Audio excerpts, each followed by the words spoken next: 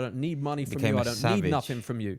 I'm going to do this all on my own. I want to figure this out on my own. I'm seeing online, I'm seeing people fucking fat trying to take retatrutide, and you've got no habits. You're not dialed in. Yeah. What are you doing? Jack, welcome, brother, to Hey, the Da Vinci man. Show. Great to see you. How you doing? Awesome. Good, man. How's the tats going, man? I see the Colombia. You went a little bit.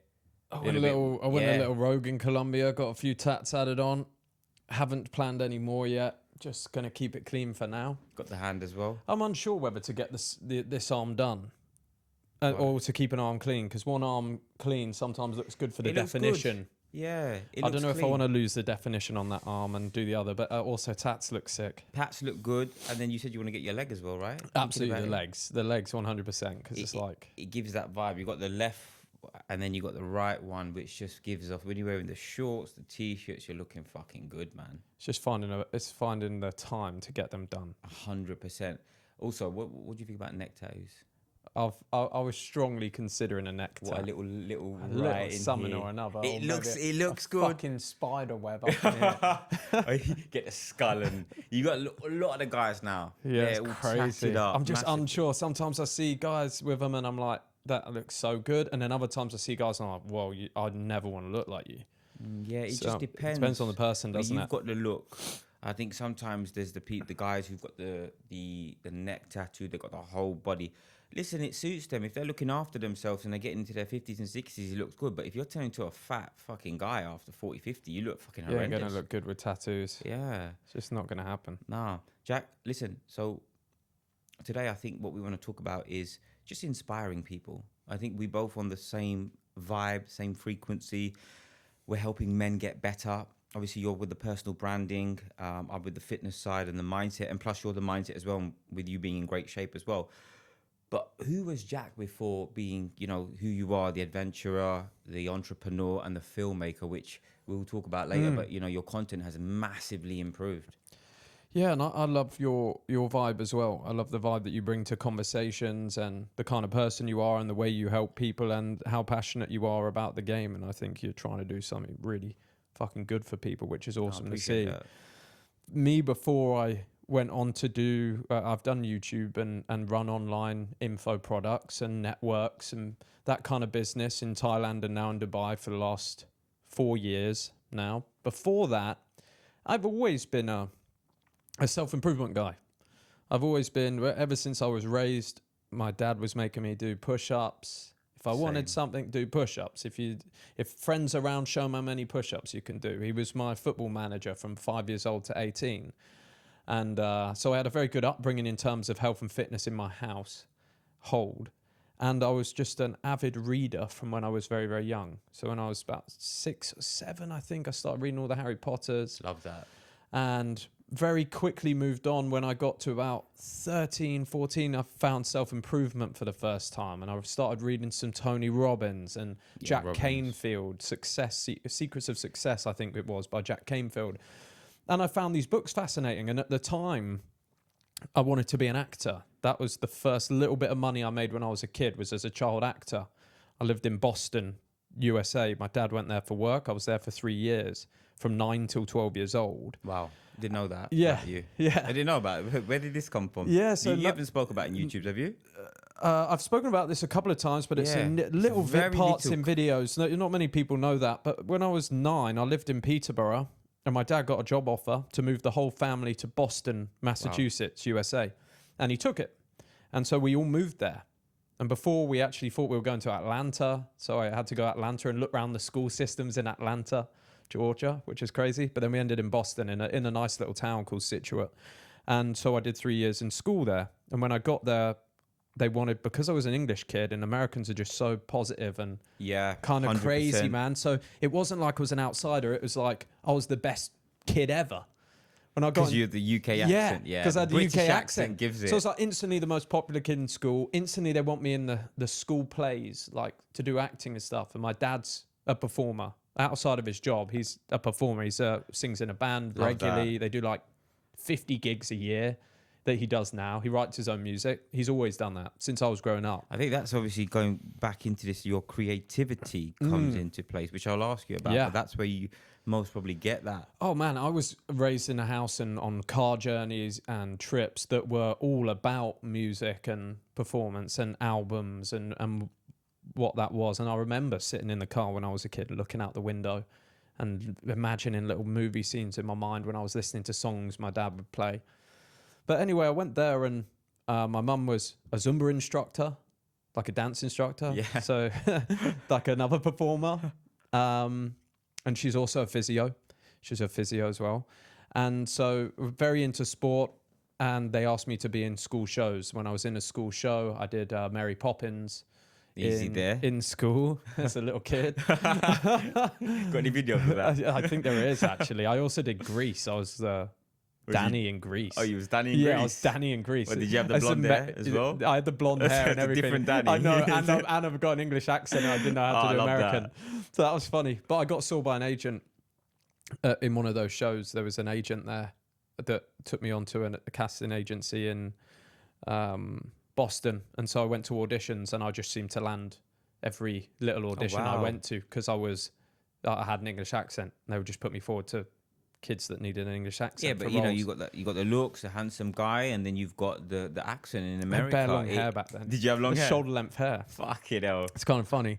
And so I did these commercials, and they were nothing big, like little commercials for Kaspersky Internet and Xerox printers and a couple of other things. And I got a little bit of dough from that, and I've used my dough to buy my first iPad, which I was like, this is so sick because it was like $1,000, and I had the money from acting.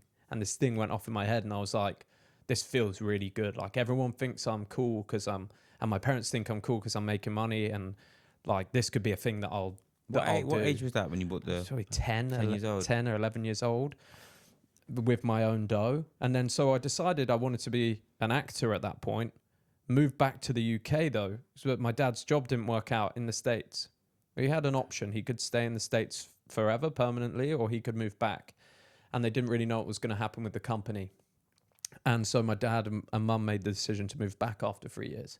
I came back to the UK and I got quite a rude awakening coming back to the UK because I went into secondary school, having just been in America where I was this singing, dancing, performing, and sport all the attention's star, on you. had all the attention. Yeah. I come back to the UK and I'm just another English kid. Yeah, 100%. In my year 7 assembly, at the start of year 7, I got up on the stage to sing a Bruno Mars song because that was the kind of shit we did in tell America. me which one that was. What was the Bruno Catch a Grenade for you. Fucking So I go up on the stage. worst song. The worst song The ever. worst song. And I'm wearing this like Justin Bieber hat, like this. Well, you remember those beanies that had like a cap at the front of them? Yeah, I remember them. I had one of them on.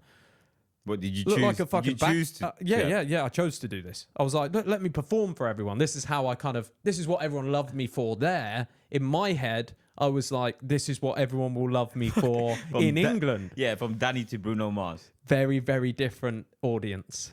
Very so different. it was instantly just slated and dragged down and hated for my overconfidence in that school scenario, and got off to quite a rough start in secondary school, got an agent in London.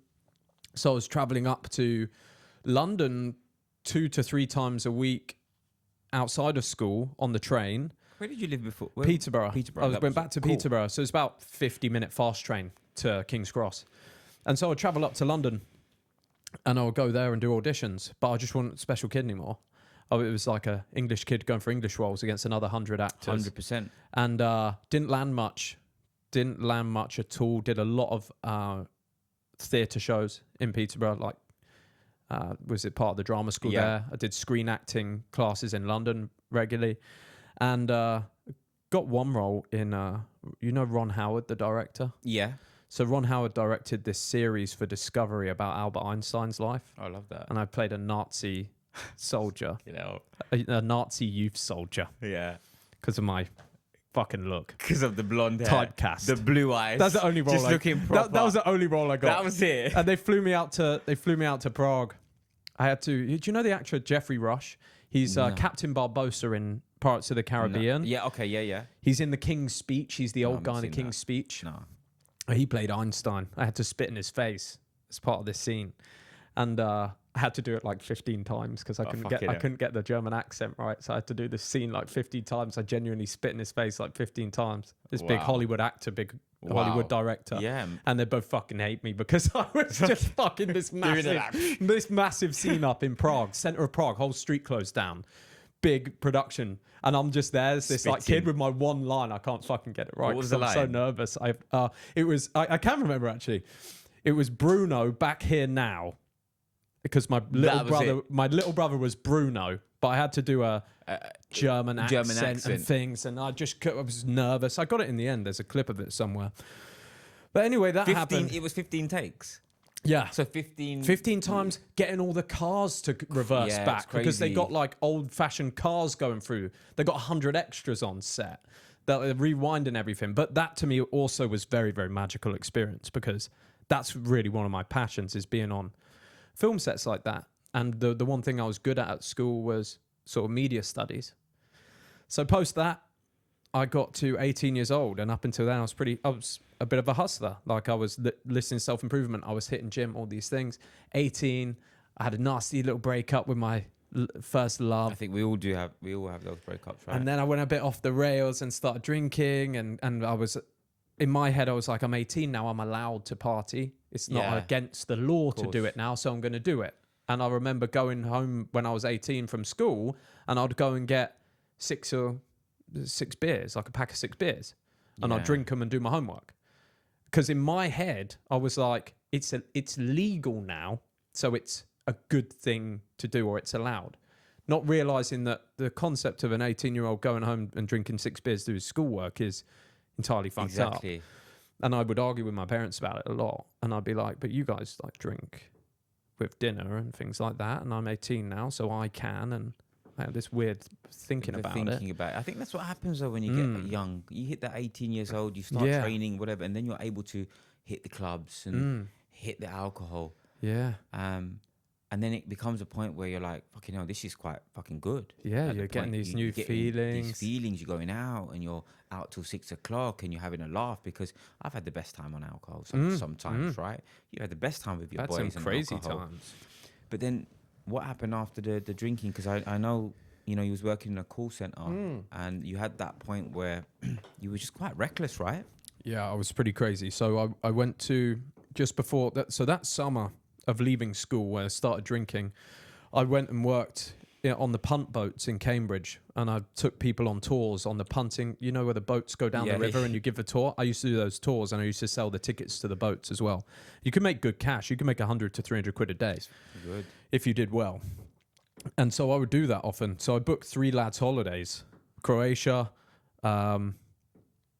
Boardmasters Festival in Cornwall, and where was the other one? It's in Greece, this shithole island. Oh, not Zante, the other one. Ayia Napa. No, it's not Ayia Napa. One of them, but the worst one, essentially. So anyway, I went there, and you know what those things are like.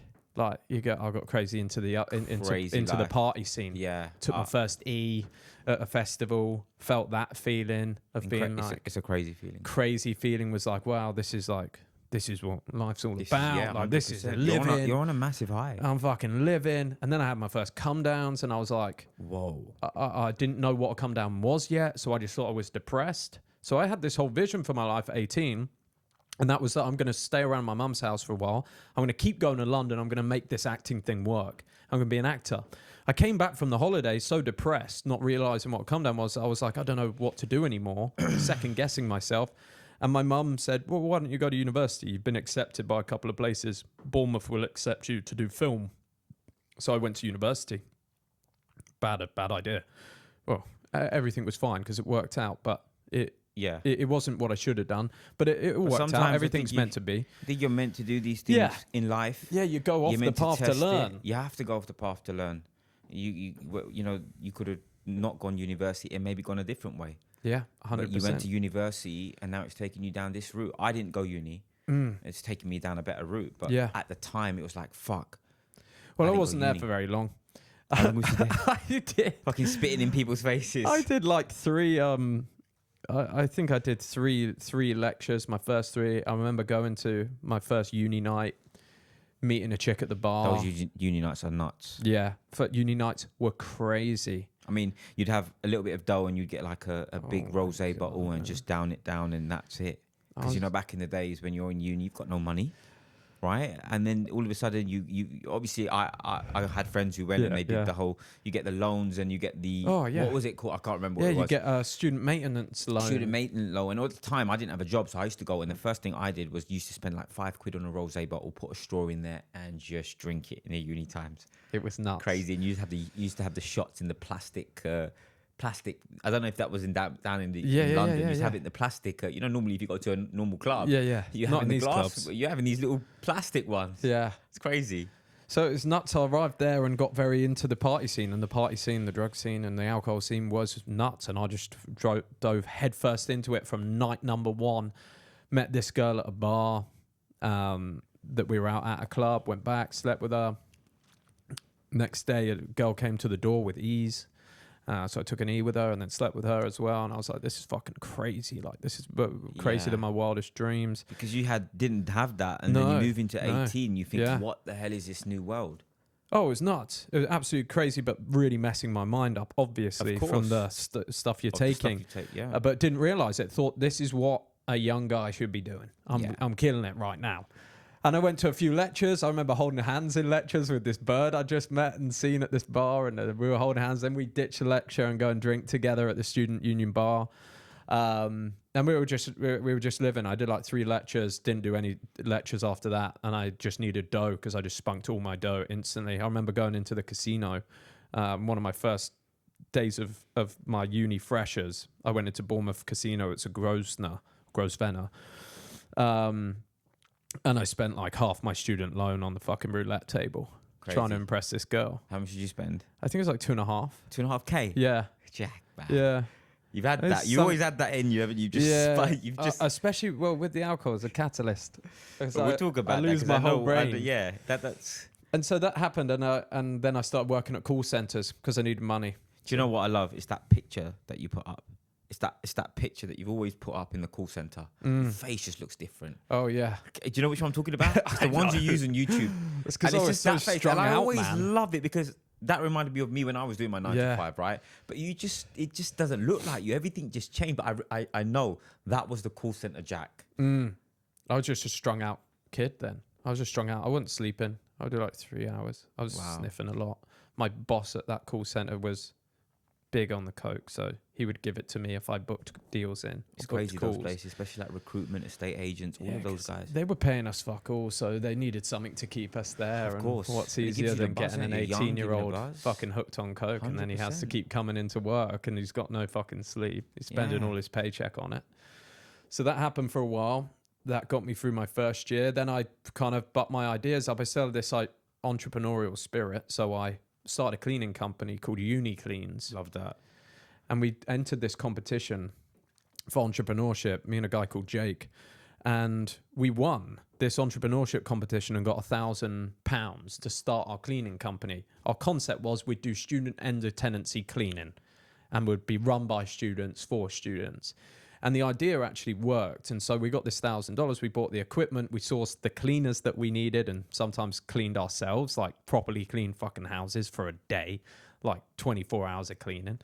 That was while you was doing the call center. So you was doing the call center and the business? During that time, that was at the end of my first year of uni when the end of tenancy cleanings came up. Oh, okay. And so at that time, I had the call center jobs that I worked for. You could walk in there and work. Or not. Not. Oh, okay. So it was you like weren't getting a base salary. You were just commissions on that. And they'd take you any day of the week if you were half decent. 100%. So I did this thing and we got the tenancy contracts. We got the... We went to a few estate agents, gave our pitch, we got the deals, and when you cleaned houses at the end of the year, you could charge like £1,000 to do a student house. And we'd only pay cleaners like 200. So you was making what, 800 quid? Yeah. So we did well. I think we both came out of that summer with like 10 grand each pocketed for the first time. I decided to spunk mine. Again. Yeah. I just spunked all of mine. Like a habit. I just went out and partied on it until it ran out. Everything gone on partying? Everything, yeah. Easy. 10 grand's so easy to do on partying. Easily. But back then, the student clubs, it lasted. Yeah, because it was cheaper. And my rent was like 400 a month, so that was fine. Was it? I was living at a shared house. Sorry, I missed it. Peterborough in uni. Was it? No, I was at Bournemouth. Bournemouth. I went to Bournemouth. And so I spunked all of that and then got myself into a bit of a rabbit hole and ended up sorting myself out for the first time about 2 years into being in Bournemouth. What was the click? I got so anxious. My mind started to deteriorate. You can tell when you're doing those things, your mind's in a different world. Yeah. Mine was okay. Mine was okay. World, then like 2 years in, my mind started to like, couldn't go out of the house. 100%. Too anxious to go to the shop. You start to think different things. Start to get mega fucking paranoid. Yeah. But it doesn't happen for a good 6 months to a year. And then your brain starts to deteriorate through it. And then you don't even put two and two together and think. You can't. That's what's causing it. I'm just like this. 100%. It's my problem. Oh, I need to do more of this to fix it. I only feel good when I drink. I only feel good when I do this stuff. Yeah, 100%. And that's where people go wrong, right? And then it got to a point where I was just doing it, and I was doing stuff, and it was having no effect on me. It was like not changing anything. I drink as much as I wanted, felt the fucking same. Do as much of pretty much anything. It wasn't working. So I was like, this is pretty bad, mate. Tolerance. Like you at 18 years old, I had a fucking incredible physique. I boxed, I'd played sport my entire life. I was into self-improvement, and I was like, this has got to kind of come to an end.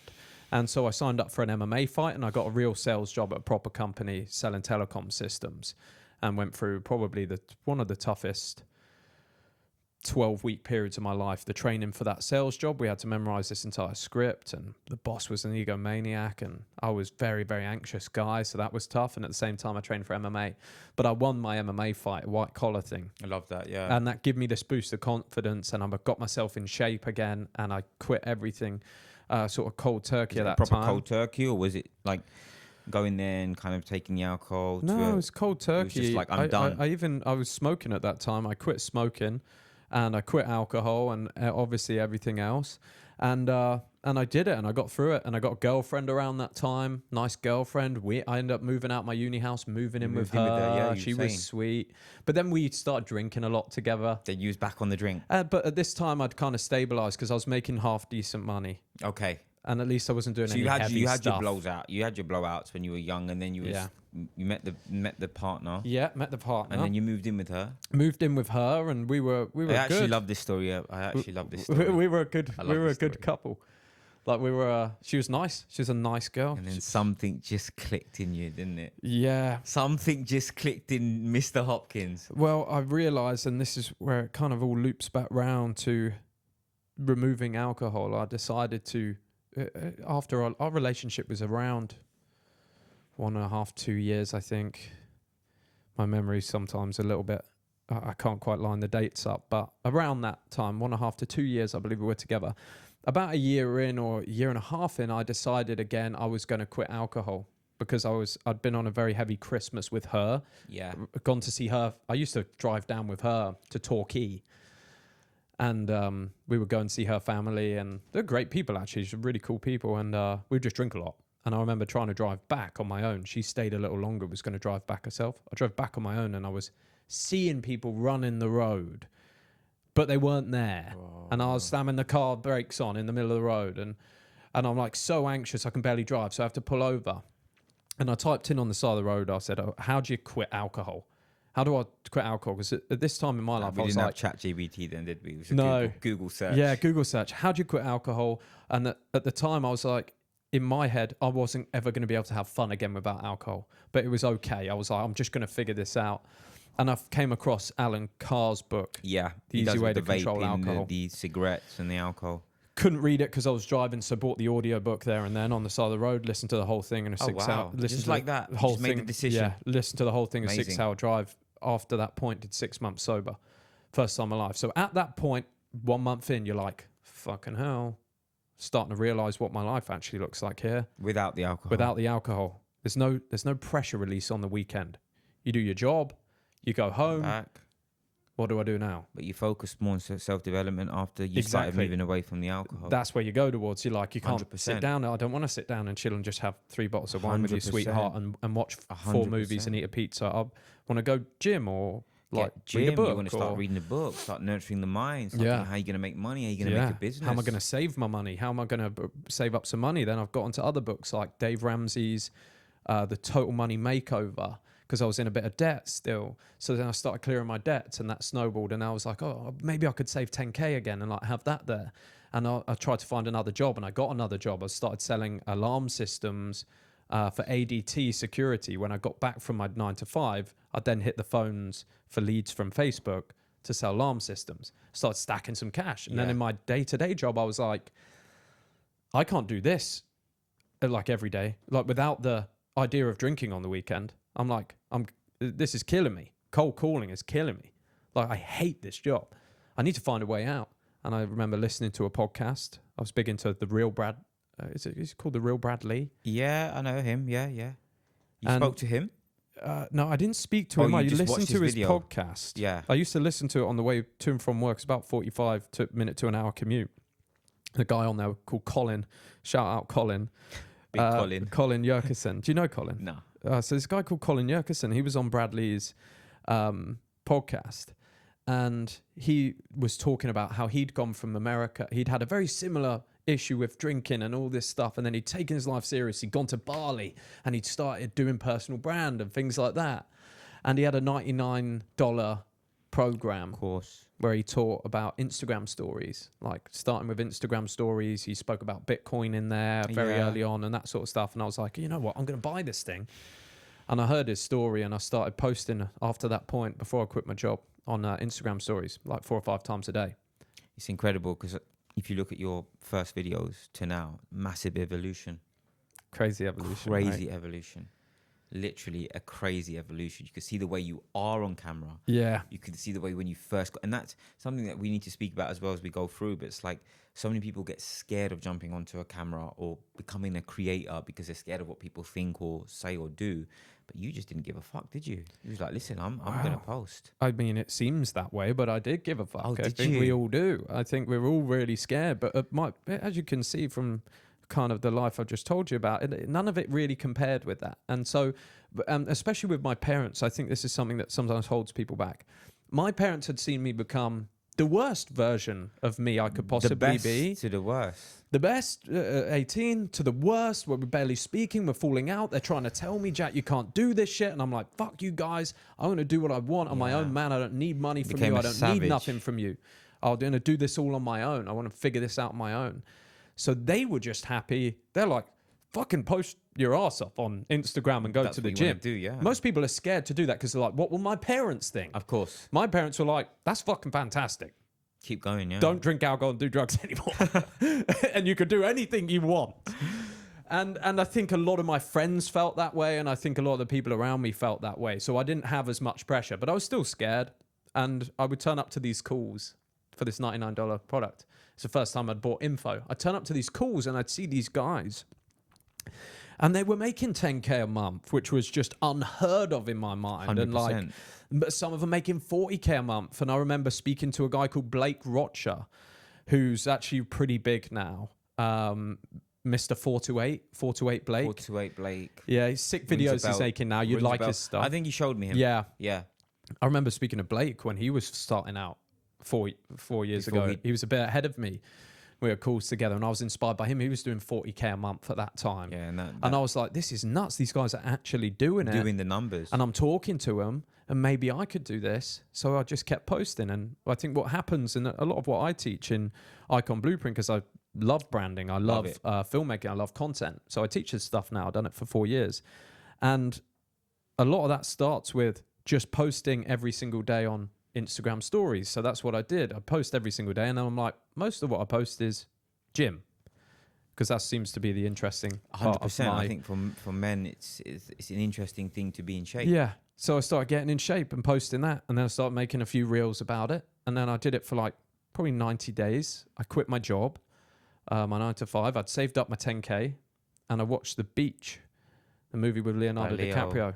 And I just thought, there's no point in me even trying to build this brand in the UK when I could go there When you can and go be to- him, because I was just such a big Leo fan when I was growing up as I well. think everyone's a big Yeah, Leo fan, loved yeah. his stuff, and I was just like, that could be me. I've got blonde hair. Got the acting skills as well. and that's always been a part of what I like. Is I think I love movies because I get lost in the adventure, and I kind of wanted to make my life that, and I thought it would make a good story.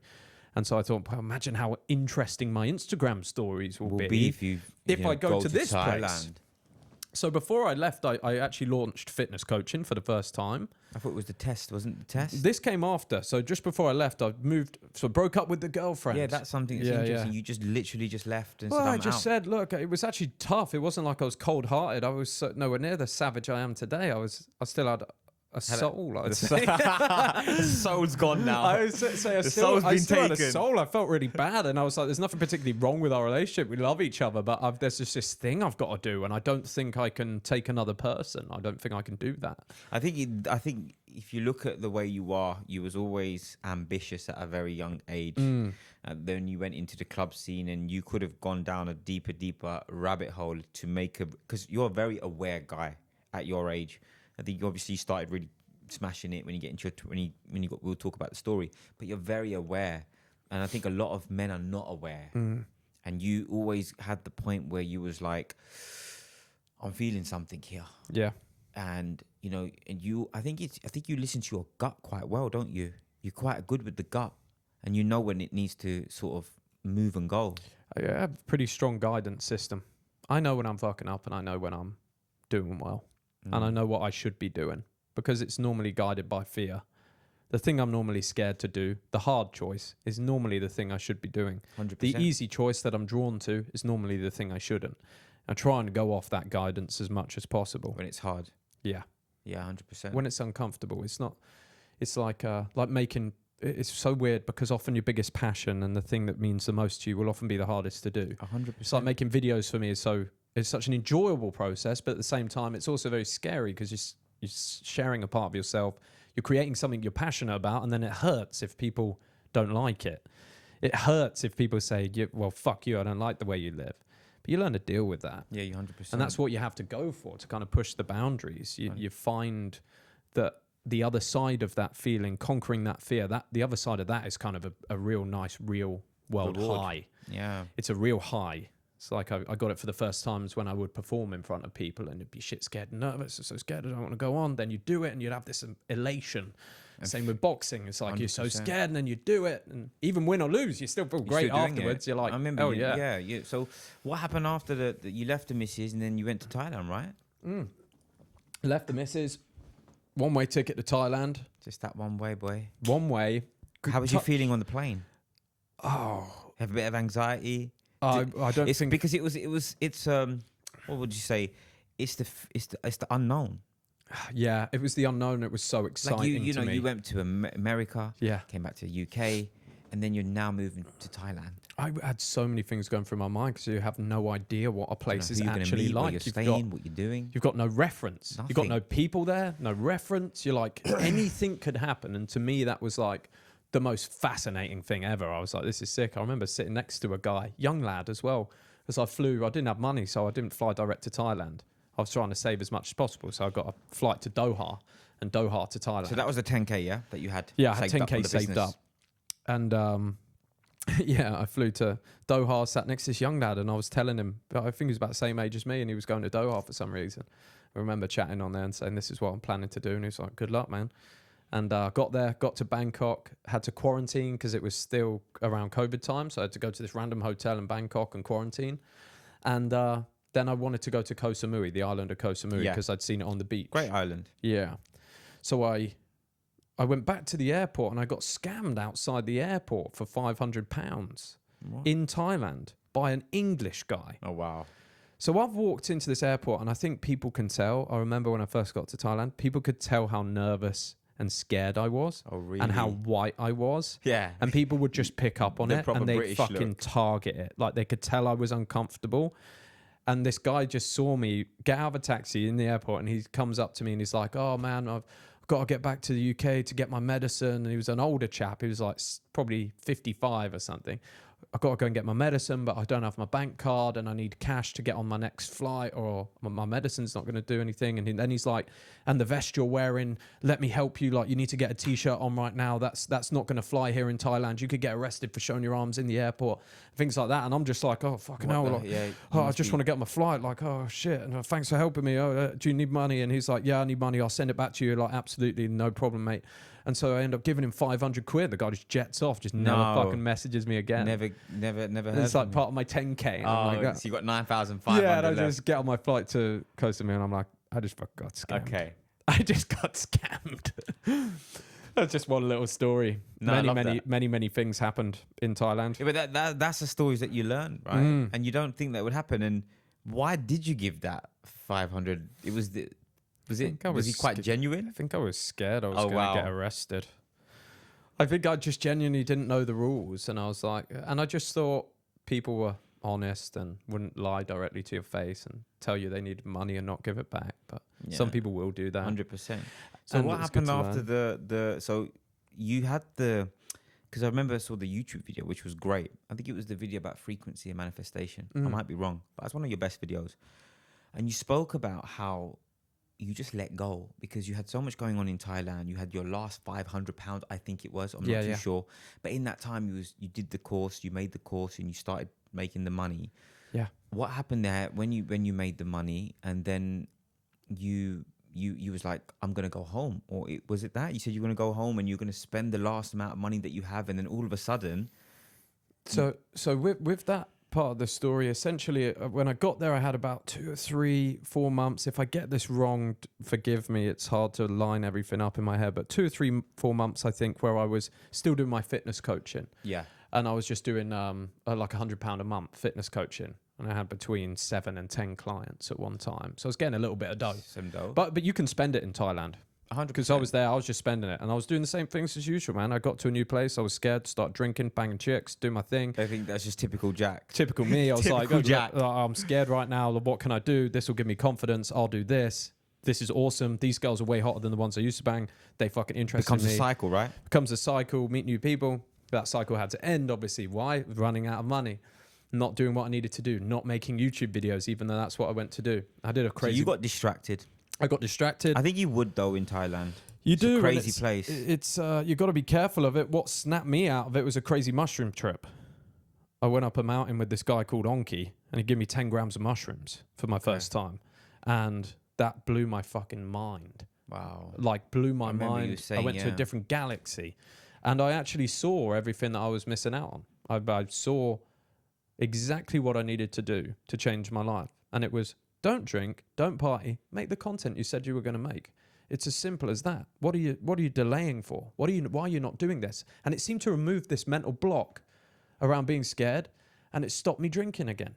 Okay. And I stopped drinking, and then I started making my first YouTube videos. And I was lucky at that time to meet Hamza, who put me in a few of his videos and drove a load of people to my channel because I was on his channel and people were interested in who I was. 100%. So I picked up subscribers and I did 180 days back-to-back YouTube videos, and I did a $99 triple your testosterone course because I'd known a lot about that, naturally boosting my test. And I started to make my first real money. I started to make some good dough. 10K a month, 15K a month, 20K a month. Met my business partner, Bill, who was doing all the websites and stuff for me. We started working together, and then we just kept building products or evolving based on what our audience wanted and building it out, and started making more and more money. And probably a year after that, I moved to Bangkok. I was doing 100K a month at 24 years old. Yeah. Had a penthouse apartment with an elevator goes up into it. I remember there was this video of you. Models I remember there was a video of you, and you was in, you're still in good nick, but you was in good nick. Can you remember which video it was? Yeah. And you was doing the hammer curls on it. Yeah, that was a video that went quite viral. That went. I remember that's when I first saw you. Yeah. So I thought, who's this guy? Yeah, I had looking 3 in great assistants. shape. He's got the Thai burst I had 3 Thai models as my assistants. I remember the phone call. You had the little mask. Was it the mask? Was it a mask in one of your? Sometimes I masked them. Yeah. It was a crazy wild time. That was me discovering. That was me discovering the next version financial success and a bit of power and notoriety for what I did and making videos, but also got substantially lost in that period as well. How did you get lost in that period, yeah? Well, never terribly, because I had the people that grounded me at that point. I wasn't solo. Bill grounded me, and I knew the work had to get done. Yeah. And the brotherhood was there, and Max came to join me in Bangkok, and he was my childhood friend, and he grounded me. And there's a lot of things I've worked through with my mind over the last couple of years, like the ups and downs of my personality, handling my tendencies to go towards addiction, which has all sort of led me into this year, which I believe is going to be my best year yet. It's been great. I think going back into what you just said, like you said about how like the mind, like how important is the mind in the journey of becoming a better man? Well, I think it's everything, and the most important thing is not really whether your mind is good or bad, it's how you understand it. Because everybody's mind, I think, plays tricks on them. Everybody gets these feelings, and you have to understand when a feeling has to be ignored. You have to understand when a feeling can be changed. Like, there's days now that I sit down and I absolutely don't want to make videos. It's the last thing I want to do. But I know as soon as I've made them, I'm going to feel like a different person. I'm going to feel great. So does this feeling mean I shouldn't do it? Or does this feeling mean I should do it? Yeah. You learn to identify what those feelings mean. Previously in my life, I'd see... this is going to cause you short-term pain. You don't want to make these videos. It's going to be a hassle. They might not be good. All these thoughts. Don't do it. Go and get your girlfriend and go on holiday. Go to the strip club and throw loads of money at Thai strippers. To the dopamine. Exactly. That'll be easy. Easy dopamine. And then over time you learn that's just... there's nothing to be found there. And there's a lot of pain after that. A lot of pain. And that's being said from someone who's really chased. I've really chased the dragon. I've really tried to find that. I've really tried to see, like, can I be this just mega stud, party, get all the girls, do whatever I want, hedonistic lifestyle? Will that make me happy? And it just never ends. That road is empty. There's nothing to be found there. At the end, there's no pot of gold at the end of that rainbow. You've been talking about that recently. So you've been said that, like, you can't do both of them, because you said in one of your videos, balance. You don't really believe in balance. Well, no, not at this current point. I think balance is bullshit, because every single time I've had great success has been through periods of sobriety. I agree. Doesn't mean you can't have fun. Of course. You can, but you've got to do it sober. You've got to do it sober. You just got to know what doesn't hit you well. Then I start winning. And then I'm like, okay, vacation with the girl, get fucked up on that, no problem. And then come back, takes you back. Work a bit more. That's fine. I'm balancing right now. This is normal. Yeah. Doesn't work for me. The momentum tails off. In this game, when you make content, you've got to be sharp all the time. You've got to feel good in yourself. Going back to that, actually, so you said being sharp and the mindset. Recently, you've been really dialed into your health. Yeah. You've been really dialed into your sleep. Recently, you just uploaded something on Facebook, Instagram. Yeah. I think sleep is so underrated. A lot of people neglect it. You know, there's the saying of sleep until you die. The old school success. You've gone real deep into it. Explain why you've gone so deep into it, and how this can help anyone who's probably an entrepreneur that's constantly chasing money and on the grind, and they're actually burning out. And you got a lot of guys in Dubai, in the UK, they think, okay, you know, sleep's nothing. And you got a lot of guys who don't operate properly. So what's made you gone deep into the sleep? Oh, bro, the sleep. I should have just listened to my mother from when she told me this. Mums are always right. Mums and dads are always right until we start to get older. Yeah, I don't know why I didn't listen. We just don't listen. My mum was like, "You do realize sleep's everything. Like everything will make you grow, build your muscles, work your brain." And I was like, "Shut up, mum." It's so bad of me. But it's true though. She's so true. And sleep is the backbone of everything. I noticed a pattern in my life that my bad decisions were always linked to lack of sleep. So even if I was disciplined before, what would happen was I'd be disciplined. We'll work a little late this night. Have a bit too much caffeine. Okay, next night, I didn't sleep too much. I'll wake up early. 5 hours sleep, 5 hours sleep, 6 hours sleep, 5 hours sleep, 4 hours sleep. Day 6 or 7 of that routine, bang, suddenly I'm at the pub. Yeah. I can't say no when that sleep goes. The willpower comes down, so everything becomes harder. And all you have to do to fix it, you want to stick to a new routine, you want to do a new workout program, you want to work on your business harder, make more sales calls, just sleep 8 hours a night and you'll find it way easier. Well, what's the new morning routine that you're doing? Oh, so I would fix my sleep at the start of this year because I was not getting enough sleep or sleeping at the wrong time. So I wake up before 8 a.m. now, sometimes 6:45, but always before 8 a.m. is my goal, just because it's achievable. Yeah. If I do need to sleep in a little bit, I can go till 8. But Not sleeping until 2 p.m., Jack. no, Like you did which back I've in done. the I used to days. do all the time. I I think used that to- was after the boxing, wasn't it? Yeah, Yeah. yeah. It's very. It was difficult. I'd just go to sleep super late and then wake up super late. It's just You went through. it's not a good thing to do. Yeah. But my routine now, I figured when I fixed my sleep, I would then wake up, I'd look at my phone and I'd go into work emails, I'd get stressed and it'd be a bad way to start the day. So my routine now is I wake up and I take some time for myself, normally an hour, just to have my morning before anyone comes in, read for 10 pages, self-development reading. I'll do 10 minutes of stretching, yoga, 100%. breath work, just to make the body Keep the relaxed, body moving, and get it moving. 40 push-ups, 40 sit-ups, just for blood flow. Not trying to gain muscle from that or anything. Just get some blood pumping. The Patrick Bateman.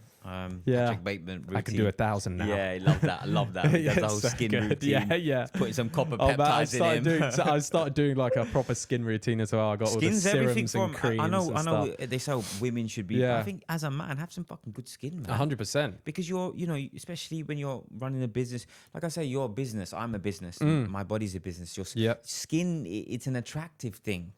It's an attractive thing, and I've got a great skin routine. What's your skin routine? So my routine at the moment is I use Kiehl's, company Kiehl's. Yeah. Kiehl's face wash. I use I can't remember what it's called, BPA, some sort of acid that cleanses your pores. I think that's It deeply cleanses your pores. Is it Ordinary? The company Ordinary? No, it's not Ordinary. It's some Korean company. And then I use this I use some Estee Lauder skin rejuvenator cream. I've got Shido, Japanese company eye cream. The eye. Yeah, anti-aging You've stuff. got a bit of a tan though. You found it hard to tan. I've been using this new tanning oil. Well, before you say that, there's a peptide called I think it's whatever it's called. Yeah. Right? I don't know too much about it. Melatonin too. But a lot of people you can see, I remember when I went to Bali, every guy was in this brown shade. I was thinking, these guys are very, very tanned. Very tanned. I went to some guy's house, we're chilling, and he opens his fridge. And I'm like, what are all these here? TRT. He's got fucking 10 different peptides. And he puts one of the ones in him. Comes back outside. Tans for 10 minutes. The geezer is brown as hell. Yeah. It's that melatonin too. Crazy. I'm worried about it though because I have freckly skin. So they say for some people with freckles, you just become a massive freckle. You don't want to be doing that. Genuinely, that can happen. So my freckle pigmentation But you've gone might brown. just go big. This is the most Yeah. I've seen you go brown, Jack. Yeah, I just got this. I use Beesline tanning oil. Beesline tanning oil, I do an hour sun a day. Try not to burn. Hopefully I didn't go red today. Sometimes I put sun cream on as well just to make sure I don't burn. Just spend some time in the sun. Don't eat seed oils. Skin adapts over time. I was so white, man, when I first got to Thailand. I was pretty much blue. I remember. I was a blue color. I was Like see-through. an avatar. I was like an avatar, like a pale blue avatar. But this is just 4 years of living in the sun now. In I've started Dubai. to look like I've got a little bit of No, color you to look my great. skin. You look great. Talk to me about because I've seen a lot of your videos and I think it's really interesting. There's a lot of people on social media say they feel incredible 7 days a week. And that's something that I connected with you because we do our affirmations, we do our breathing, we do our yoga, we train, we eat healthy. But it's interesting that you say out of 7 days, you only feel great for the 3. Yeah. What do you do in those days, on the 4 days, when you're not feeling great? And I want you to kind of explain, because there's a lot of men that act on those feelings and become the feeling. So what do you do to shift it up? It's a simple saying in my head, doesn't matter, do it anyway.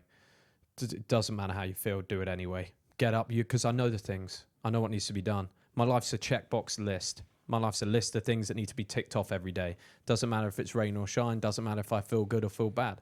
Sometimes I might enjoy doing those things. Sometimes I hate doing those things. All I need to do to win today is I need to tick these things off. If I do that, I can be happy. If I do that, I can sit and watch a movie and relax and chill for the rest of the day. I'll get them done quick. Today's one of my off days. I'll do them as best as I can, and then I'll just chill for the rest of the day. Hopefully tomorrow will be a better day.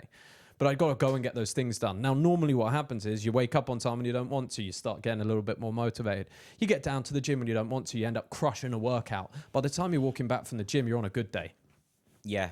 You've kind of made the day a good day. You can Instead turn of going, bad days around. Because you say you only wake up, you have sort of like a negative voice in your head. It's like me. I'm a very positive person. But every morning, That's why I'm so deep into affirmations, which I'm going to ask you about. All the work, Bob Proctor, all the guys, and I look into their work. Even though I could be positive throughout the day, every morning I have to reset. Yeah. And there's people like Hormozy who gets up, doesn't do a morning routine. He's like, fuck it, let's just get straight to the work. I tried to do that. And my brain wasn't actually functioning well. It always stayed in that sort of negative vibe. Yeah. So for you, how has affirmations helped you? Because I saw that, the last YouTube video, you're looking at your goals. Saw my sheet of affirmations. Yeah, what's the affirmations that you're using? So my affirmations, I got them from the book Miracle Morning by Miracle Morning. Hal Elrod. He does this version of a level 10 life. So you go down and rank each area of your life. So let's say it's health, wealth, relationships. They're pretty much the main three, but he breaks them into a bit more spiritual. Yeah, so you rate your life. What level are you at out of 10? 10's your dream life. This is what you're at now. And I was going through and rating them. And then I write an affirmation as if my level 10 version of that life has already been achieved for each of those pillars. So mine are money, my creativity, and me as an artist or creator, me as a leader, my physique and the way I look, me and my family and the way they look up to me and things like that. And I think it's nice to read those things aloud in the morning because it reminds you why you're doing everything. It reminds you the reason I'm showing up today. Part of my affirmation is all I need to do to become this version of me is do these things on a daily basis. If I do that on a long enough time frame, I will become this man. That's why I'm doing it, because I might not see the progress today. But when we do this for a year, we're going to be a different person. And it's that reminder to myself every day that I am the man. This is the reason why there is fire in today. It's not a boring day. It's another day to get towards that goal, to become a better person. And without remembering that, days can be mundane. They can be boring. 100%. They can be shitty, and you don't think you're enough. And yeah, it's like Bob Proctor was one of my mentors. That's awesome. And every single day I have a goal card on me. And you read it every day. And sometimes when you're a little bit off aligned with your goals, it's in your pocket. So when you touch it, it sends signals back to your brain to figure out, okay, what am I doing? And that goes on to me asking about frequency. I think that's what I love about you, because you speak about manifestation and frequency. A lot of people think frequency is a little bit of a woohoo, bit of shit or manifestation. But I remember I started watching your videos talking about frequency and manifestation. And what you're saying about like becoming the man, looking at your goals, you're going into that frequency. Or you could definitely go back to your old frequency, which is what happens, because if you don't have the goals in front of you, you don't have the mission, you don't know what you're doing. When did you find out about frequency and manifestation, and when did it just become something real for you and not just one of those fairy tale situations? It was the story you brought up earlier and we didn't finish. So there was a time after I'd done these mushrooms and I'd started improving my life in Thailand and making my videos or working on my business harder and posting reels and doing this stuff, and it wasn't working. I wasn't making the money. I was running out of money and I was getting so unbelievably stressed. I was like, what? This is not fucking fair. Like, it seems even harder now than it was when I was fucking around. I was like, why is it getting so hard when I'm trying to do all the good shit? I'm trying so hard every day. Nothing's pulling off.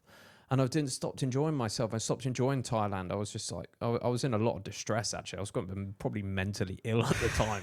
Looking back, I used to go home to this tiny little bungalow I had. It was separate to other people's houses, so they couldn't hear me. I used to sit in the shower. I used to sit on the floor and scream.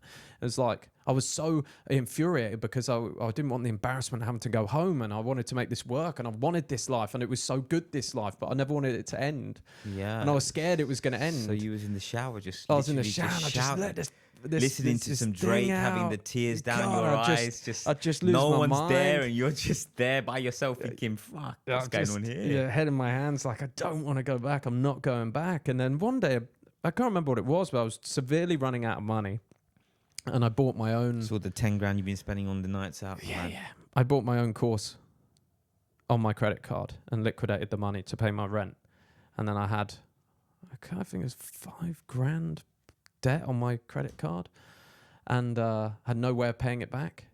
And so from that point, I just decided for some reason, like, okay, final thing's done. We got a little bit of time to play out on this money. Let's just fucking enjoy it. And I just let all the pressure go. I said, I'm going to do exactly what I'm doing now to get the result, but I'm not going to care about the result. I'm done. I was just tired of being stressed. I was tired of not enjoying things. I was tired of being angry. I was tired of screaming in the shower. I was like, What's the fucking point? It's not helping anything. It's not helping anything. It isn't helping shit. So I can work as hard as I want. I can fucking bang my head against the wall. It's not seem to be doing Nothing's anything. happening, no. And that's when and my life very quickly changed after that, when that feeling changed, and I've just become flowing with life again and quite a happy person, still doing the work, and things started to fall into place, and I got my chance and I took it and I made my money back and paid off my credit card. And life took off from there, and it made me realize that there's something to be said about this, not caring so much, something to be said about being fluid in your life and just enjoying things and enjoying the way things are. But what people get wrong is they try and manifest without doing anything. Yeah. They try and sit there and manifest. Yeah, they sit there thinking, okay, I want to be this person, but they don't do anything about it and take no action. Or they take action, but the thought's not aligned with the action. Yeah, so they're taking the action, but they're like, I'm going to fail. So when they're building a business, they're still doing it, but I'm going to fail. So it's putting them into that frequency. Whereas Bob Proctor used to tell me, when you do something, know that you're gonna achieve the success with this thing. And my old program would be like, I'm going to open up a business idea, and then right down my head would say why it's gonna not work. Yeah, but I stopped that. Yeah, you know how they say, how that's people so say, important. You know how people say, write down the things that are gonna work and write down things that are not. I'm an optimistic guy. Yeah, it's gonna fucking work. Yeah, don't fucking tell me it's not gonna work. So the business ideas that I did, even when I was in my mum and dad's shed, people said it's not gonna work because you're in your mum and dad's shed. I said, listen, it's gonna fucking work. There's no fucking plan B. It's plan A. Yeah. And then that goes into something that you speak about, which is the excess importance. Yeah. It's not really spoke about in the world. And I think men don't know what excess importance is, or frequency, or pendulums. And you're very deep into that with, I think it's reality transurfing. Yeah. Which the book is quite a difficult book to read. Neuro-knowledge is great. It's probably a way better way to get an understanding. Because it's very basic, but he says it very, very well. He says it really well. But you said it in Thailand, you was like, fuck it, I'm going to be more free. And you just let go. And that's excess importance. What is excess importance to you? And why is it so important? And what do you think viewers of men can learn from this? Because men put excess importance on women. They put them on a pedestal. They put in one of your YouTube videos that you spoke about, which was incredible. Just, I think the one you posted a few days ago. Yeah, about how you put in excess importance on dates, and you're trying to make them feel like you just don't give. Come on, be a fucking geezer and just get it done, right? Yeah. Excess importance in business, or excess importance on the sales call, and people can smell desperation. Yeah. And that's something that you've spoke about, which I really want everyone to take this on board, because it's a subject that never gets spoken about. Yeah. It's so undercover. Don't be, excess important. Don't put importance on it. We've been told, fucking put importance on it. You ever watch Entourage? Yeah. Isn't that like Vinny Chase and the boys? They're just like Entourage. They do it perfectly. They have this. They're loyal to each other. They have this playful nature in Entourage. Yeah. Where things just come to fun. They're having fun, and when they're like lions, when they want to work, they get that money. 100%. And then they chill. They're relaxing most of the time. I think it's a good way to be. Excess importance, I think, for most men can be described as a lot of men spend their lives thinking they're going to be happy once they achieve something, to not allow themselves to feel happy or positive vibrations before it, because they don't feel worthy enough. They don't understand that they implicitly are valuable as a person, that the chances of them even being on this planet is very, very slim, that their life, even to be here, is such a gift. So most men, and I did this to myself growing up, I wouldn't allow myself to be happy. I'm like, I'll be happy and enjoy things like when you achieve when I'm a millionaire or something like that. That's what we've been told, though. Yeah. Until then, I'm a piece of shit, and no one should. You've got no value because you're not a millionaire, or you haven't opened up a successful business. But then that all starts in within, right? It starts from within. You have to be it before you get it. So you can become the millionaire in your mind. You realize that you're as valuable as that person by doing the things that you do. It's a little bit like fake it till you make it. It is, absolutely. It is that, but you're putting yourself in that state and being on that frequency. But the excess importance for you, how has it changed your life? Because you've always spoke about just being kind of free, but obviously locking in. Yeah. But even with money, I remember when you said you didn't give a fuck when you was away in, I think it was America, and you were just banking cash coming in from New Elite and icon blue. I remember that. Was that in America or was that in Colombia? That was in just after Colombia. We When came you were back just like, and we I'm did just it. chilling. I just banked 40K because I'm just doing what I'm doing. Yeah, we've done some big launches and stuff, and we've done some big cash collections off those kind of things. For me, how has it affected my life? Because, you know, you being 27, and like I said, you know, it's a massive inspiration. You know, I'm 36. I don't think I look it with the skin. You don't. That I have. No, Your skin looks very, very good. But it's an inspiration because everything that I learned in my 30s. I knew about it, but I was doing what you was doing, partying. Yeah. But I got into the party scene later. I got into parties at 23, 24. You got in at 18. So then look, it was the 5 years. Just and then delayed. Yeah. But But then it's amazing because you tapped into the frequency, the excess importance, the pendulums, all of that sort of stuff at that age is incredible. But how did that excess importance just change you? Well, I think you have to learn to enjoy the day to day, otherwise you're going to be pretty unhappy. There's so much to enjoy in the day to day if you look at it in the right way. And I think also when having success young, you realize as much as it's brilliant and it's great having money and dough and girls and travel and all these things, that you can still be unhappy when you wake up in the morning. A lot of men are. And it's an illusion. I've had the biggest months of my life and felt poorer than other months in my life because I'm instantly now my goalpost is $1 million a month. You just made 200K. Now you need $1 million a month. You're not even good enough. You need $1 million a month.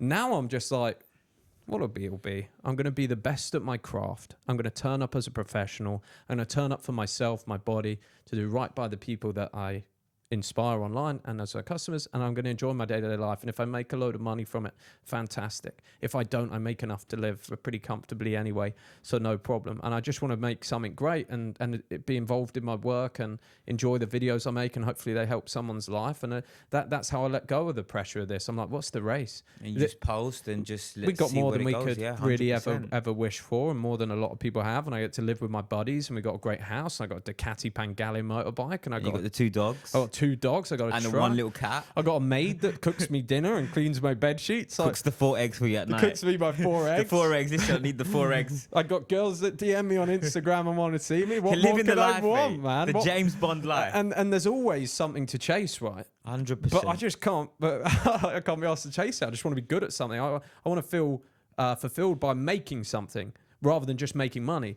Like when you make a video, for me, that's really special because you put time and energy in it, you create it, it takes energy from you, you put a bit of your soul into it, you come up with the idea, and it's there, and it's finished, and people can watch it and get impacted, and it doesn't go anywhere, and you've built this piece of digital real estate, and you can look back on it, you go, look at what I did, look what I made. It's the art that you've created.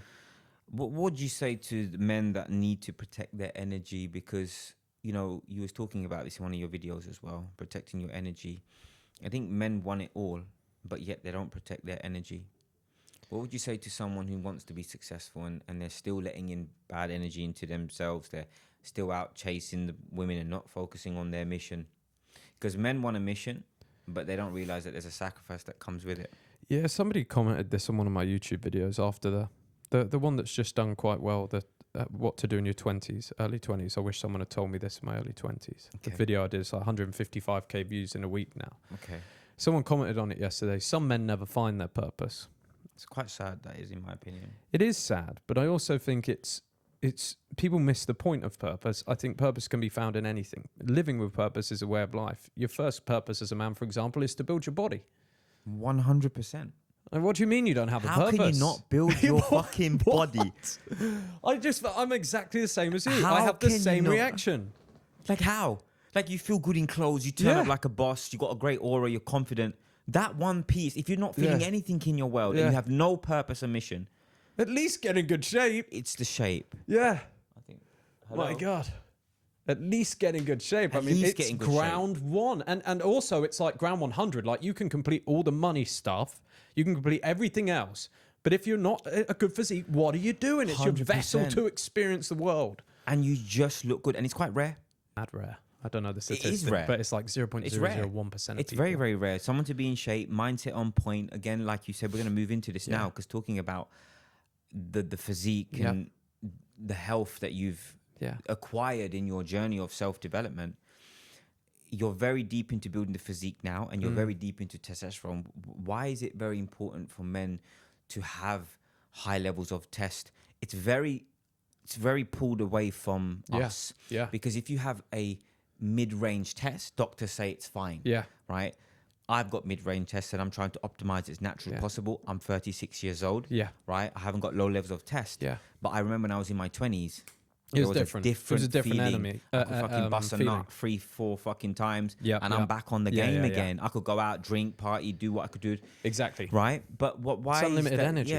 Yeah. It's unlimited energy. Why is it so? Why have you really like leveled up with the physique now, and you're so deep into test? And why do you think that can help men move forward? You just got to realize. So we talked about the brain earlier, right? Yeah. The brain is a fucking hormone factory.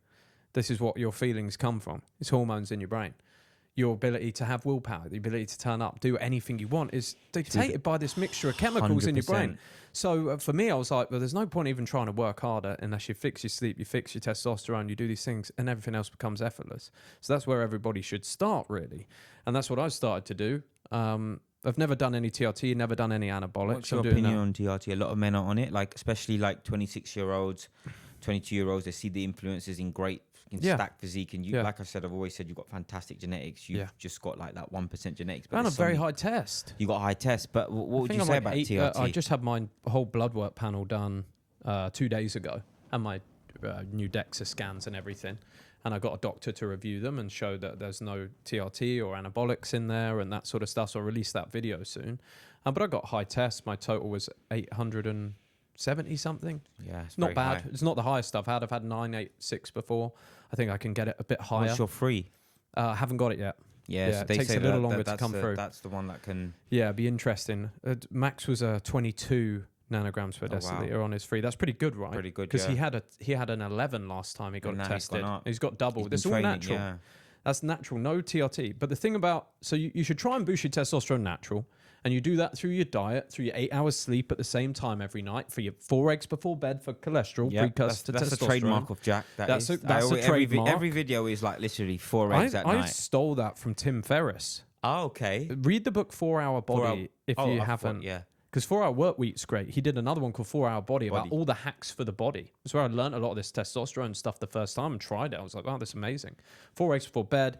You get vitamin D, 5,000 to 10,000 IUs. Yeah, your month. vitamin D. Get your blood work checked. All that sort of stuff. And if you can't noticeably change your feeling or how much your testosterone goes up to, and you don't get to high levels, you want to be at the top of that chart. Whatever chart they give you, you want to be right at the top of that chart. You don't want to be mid-range. You want to be top of that chart. That chart is even, I think now, pretty pathetic. The chart that they're saying, like, for mine, my 800 was high, was outside of reference range. How can an 800 nanogram per deciliter testosterone be outside of fucking reference range? Exactly. The reference range when I first started getting my testosterone taken, which was probably 6 years ago when I had my first test, around 21, the reference range was like up to 1,200 NGDL. Okay. The reference, so it might just be different places, right? That was in the UK. Sometimes different places in the UK and maybe Dubai, it is. But you want to be up at the top. If you can't get that, I think it's seriously worth considering TRT.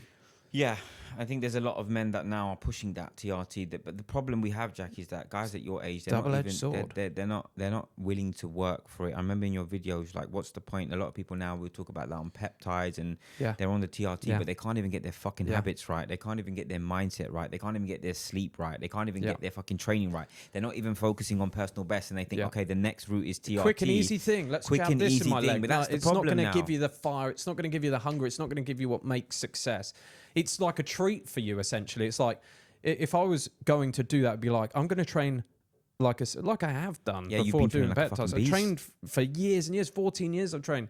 Okay, now let me get a bit of extra help from some peptides. Because I dialed everything else in. Great. Oh, this feels pretty good. And before I do TRT in the future, let me do absolutely everything in my power to get the highest natural. Let me get my sleep dialed. Let me see what I can really cap out at. Do it naturally. So you're natural. Because what happens if you're stranded on a fucking island somewhere one day? TRT. You go to prison or something. You got no fucking TRT and you turn into a girl in prison. Before you know it, you're getting bummed. Like genuinely, It's that's true. you've now got this little bottle that you have to take everywhere with you that you rely on to feel like a man. That's a big decision to make. That's a massive decision. So you got to do everything you can to do it natural, and then if you absolutely can't and life's still shit, you decide if you want to take that choice, if you want to be on that to feel better, and that's the choice every man has got to have a look at and seriously consider. I think when I probably hit 35, 36, if my test is coming down, I'm not feeling the same I used to, I think I'd probably take that choice. Yeah, but then obviously the side effects, and then you know, if you're willing to have babies, Jack. I mean, you've probably got about 10 in Thailand with 10 different women. I hope so. You just don't know. But you might. I wouldn't mind that. Maybe a few in Colombia. Maybe a few in me. Colombia as well. If I do, then come and find me. Like, we'll start a bit of like a whole family household and shit. Yeah, and fly all the different chicks in. Yeah, that'd be a good party. That'd be dope. That'd be good. But I don't think I'd try and have kids unless an accident happens. But I'm pretty safe these days. I think you're safe, man. I think you're safe. So, talk to me about the peptide stack that you're on, because I think at the moment peptides have gone a little bit crazy. Yeah, they've gone nuts. You know, and you know, I think from doing research, I think peptides are going to be the future when they, you know, have more data for it. And obviously, it's just essentially amino acids in our body, right? And you know, it's not like TRT or steroids. Exactly. And I think peptides are very good if you've already got everything dialed in. Yeah. I think there's a lot of people now I'm seeing online. I'm seeing people who are fucking fat trying to take retatrutide, and you've got no habits. You're not dialed in. What are you doing? You're taking CJC, you're taking impipamarin, all the growth hormones. You can't even sleep properly. So what made you get on the peps, and how are you feeling at the moment on them? You're right, 100%. It's 10 to 25%, I'd say, advantage in recovery and feeling better from your training. So nothing absolutely crazy. It's a short chain amino acid already in the body and increases your natural production of certain hormones inside the body compared to anabolics, TRT. being chemicals that you're putting into the body. Synthetic hormones that are reducing your natural production. So a very different game, a very different set of risks involved, but also a very different set of rewards involved. You're not getting the explosive growth of an anabolic 100%. and the crazy rocketing, but you're getting that 10, 25%. So for someone who's starting to reach their cap of natural potential and wants to push that extra 10, 25%, and they're not risk averse enough to go for anything like TRT or steroids. They want to stay away. They want to keep their health, but they want that little extra push. They want to train more. It's part of their lifestyle. That's what it was for me. It was like me and Max, great friend of mine, works with me. Yeah, he's looking great. Looking great. He's looking great. He's been doing the peptides a little longer, like 2 months, and he's training harder than me. He can recover faster. He wants to go gym every day, sometimes 2 times a day. And me, I can go one day, then I need 1 day off if I'm going to fit all my work in as well and not get tired and let my body heal. And I was like, oh man, I want to go gym every day. Like, I love this lifestyle. Let me take some of this stuff, BPC. Yeah, what are you taking? I'm taking BPC 157, sermorelin, and one of the other morellins, growth hormone secretagogues. Testosterone. It's not testosterone, sermorelin. Is it one of the others?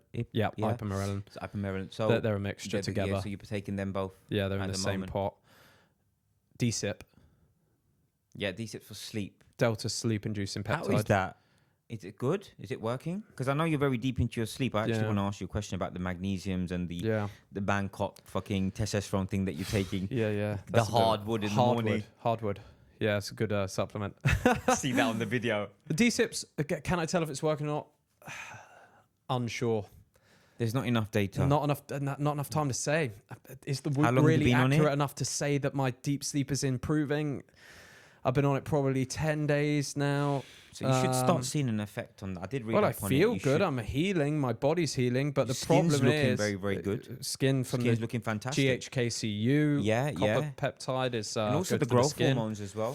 Yeah, which the growth hormones seem to cut back on your water retention. So you look a lot better. You look a lot leaner and more shredded. You can eat a lot more and you don't put as much fat on. So they're all very interesting. The problem is, if we're looking at this from a scientific perspective, it's not much data. I've just started taking 4 at the same time, so I have no idea which one's working. doing anything. I think that was kind of silly. I think the copper peptide's working very well. I think they work. But the thing is, Jack, your physique, right? It's very optimal. It's stacked. What is the next with the physique? Because you're taking 200 pounds.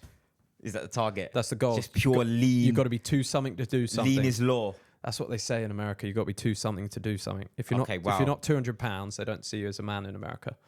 And 200 pounds, 90 kilos. That actually moves me into boxing. Like I think that's such an inspiration that you did that, and I joined the New Elite, and I think you went into the fight in December. I think was it December or November?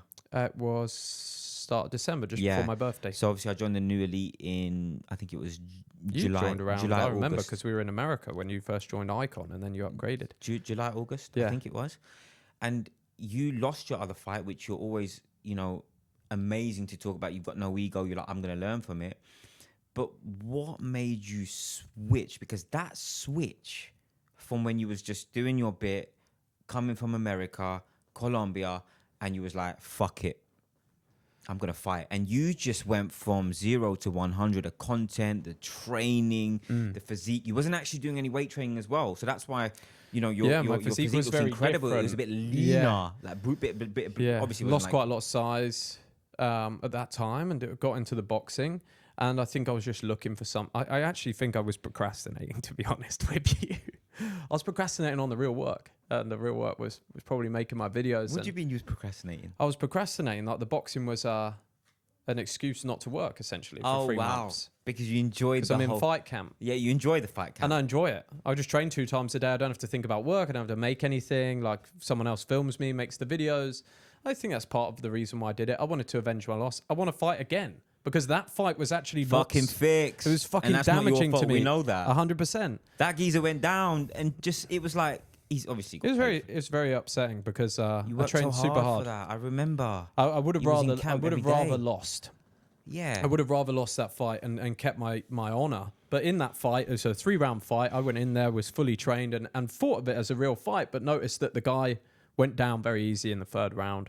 And it was a guy that came in massively overweight at the weigh-in, didn't seem to care, was dancing around the ring, and it was just a bit of a fucking joke. And it turns out that the promoter, I think, has had something to do with making sure he goes down so I win as one of the headliners of the fight. And I was very angry about that because people thought it was me that fixed the fight, and they thought it was me that would go in there and do something like that, which is not something I do.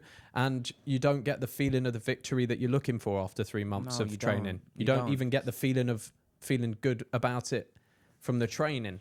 So it's drained a lot of my energy, man. I drank pretty much the whole of December. I drank viciously to deal with that. I remember you was telling me. I was going fucking crazy. It was crazy. But it's when you actually released that YouTube video the next day, I think it was, or the day after, you was very genuine on that. You looked fucking sad. Yeah. And you was like, look, this ain't me. And I watched the video and I was like, do you know what? You've worked so fucking hard for that fight. With the man that you are, integrity, you back it up. Yeah. I'm going to do it. I'm going to go in there. I've got fear. I remember you telling me when you was walking into the ring, you still feel the fear. You went in there and you fucking, did it. And that must have just been a ball ache for you because, when you're preparing for a fight, right? Because I do jiu-jitsu. I haven't done it for a while, but we got to roll sometime. Yeah, we're going to roll, right? Are you rolling now? Oh, I haven't been, but I have before in the Definitely past, and I've been thinking of doing it with a couple of guys messaged me in Dubai about it. Okay, yeah. So what did that do to your mindset? Well, also, by the way, I was going to say to you, you sparred with Tate as well. How was that? That was fun. Was it fun? Yeah, it's good. He's a really nice guy. He's a great guy. Like I've met Tate quite a few times now because we were training at the same time through the fights. Like he was training in the same gym as me. At the same gym, yeah. So I've probably met him 10, 11 times. So very briefly, saying hello and stuff. He's training, I'm training, but I've seen him a bit. And I asked him if I could put the video out. He said, yeah, that's no problem. And he's always been very, very nice to me. It was a great video. And it was tough. How was it sparring him? Hits hard, and you get super nervous, and it's kind of like you just plays kind of tricks on you in your mind because you can't really understand if it's real or not. Yeah. And it sounds so weird to say, but and so he won about Andrew Tate. But when I was coming up in Thailand, I would watch Tate videos every day. I loved the discipline aspect of what he said and taking control of your life. So for me, he really was a hero in my life. So when you're standing there sparring him, you're like, your brain can't quite compute what the fuck's if going he's on. even real. Yeah. Because Tate's a G. Because you're living He's this world in your brain, and so that was really cool experience. Like, didn't do very well sparring against him, but it was fun. Talking about him, obviously, that when he was spying with you and other people, when he turned up to his own fight, that just wasn't tape, was it? He got destroyed mentally. I don't know what happened to him. Mentally, he got drained. He's human. He has a kryptonite, and yeah, he's human. We didn't think he was. We didn't think he was. No one in the camp thought he was. No one around him thought he was, because of his hardened mindset of because of everything. It's like that. But think of the pressure that brings him. He cannot afford in his mind to make a mistake. He has so much excess importance potentially. He had a lot of eyes on him. A lot of eyes on him. That was it, really. He had a lot of eyes on him. And like you said, you know, he's only human. Yeah. He's a G, but he's a human. He's only human. And he got beaten by Chase. He's just, it seems to be the most annoying fighter ever. Quite considerably heavier and larger, but I was there watching that fight. It broke my heart at the time. I was in the crowd. You was there. Yeah. And you were fucking licked. Oh my God, I was hammered. I think you told me the story. Oh my God, I was hammered, and man. I think this was important, actually. We went for a jog in Kite Beach, and you literally said, Dev, like, you know, I'm Jack Hopkins. You know, people see me as an inspiration. He goes, that night you said you just didn't feel like it was unfortunate, and I felt felt ashamed of myself a little. You trained so hard. Yeah. You had a fantastic year. You made a lot of cash. Listen, you had a blowout, but I think you said the blowout went a bit too much. Well, I was at this fight with girls, and got my boys there as well, and one of my boys who's in the Royal Marines in the UK was with me. So that was fucking incredible. Like, so good. This is my best friend growing up. And we brought him out to Dubai for a week over Christmas. He stayed with us. We had a great time.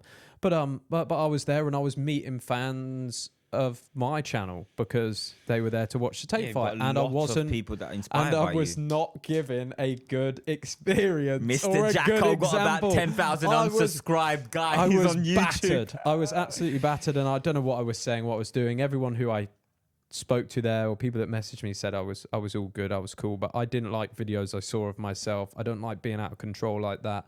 Even if I don't do anything bad, I'm not being the loud guy, the drunk guy. But what's fucking cool about that? And I find, especially with women as well, if I don't drink alcohol, I get laid so much easier.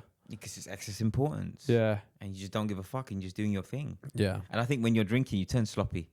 It's, oh my God, I'm so sloppy, I man. was so sloppy back in the days. It's so bad. And we talk about being the guys, and then you have a bit of drink and you just don't know what you're saying, and you're walking around like a fucking idiot. Yeah. I think alcohol, like you say, it you know, we talk about this, and you know, you've been sober for how long now? Got to get the phone out. Let me tell you. You've got to get that phone out, because I like having a look and seeing on the app. It's an achievement. Yeah, it is. It makes me feel good about myself. Quit drinking app, 121 days. Wow. We've just gone 4 months. It's just said, well done. 4 months. I think we've got to give you a round of applause. Like Thanks, bro. Round of applause, because you know what? I'm 2 years sober plus, and I've never felt so great. Oh, congratulations but to I'm you 36, as well. and I feel like my test levels could be more optimized, and I can feel that slightly. But my business has peaked. Yeah, I've peaked. Yeah. I'm in a relationship with my partner. That's better because I'm so focused. I'm able to control where I'm putting my dopamine. Yeah. And I think with you, you've just leveled up massively away from the alcohol, right? Yeah. And you're training as well, and you're running twice a week now. Yeah, running. Yeah. Podcasts. Doing an audio-only podcast every week, and also writing blog articles. I haven't released my blog yet, but I hope to do that soon. Looking forward to that. Yeah, it should be good. It's like long form. I've written a lot of articles recently, and then obviously I'm doing 3 YouTube vids a week, and there's no place for alcohol in that schedule. Yeah, and that actually takes me into your creativity. Like, I think your creativity is unreal. Thank you, brother. I honestly feel. And like, you know, I introduced you as an entrepreneur. We know that. We know Jack Hopkins makes his cash and he's good at personal branding. We know that you're a fucking fighter, a savage. We know that, right? But what people may not speak about Jack is the creativity and the artist in him. And you know, when you were talking about being an actor and you automatically, I believe me and you have that same mind, because when I go into my trip of my mind, listen, I could fucking create a movie, right?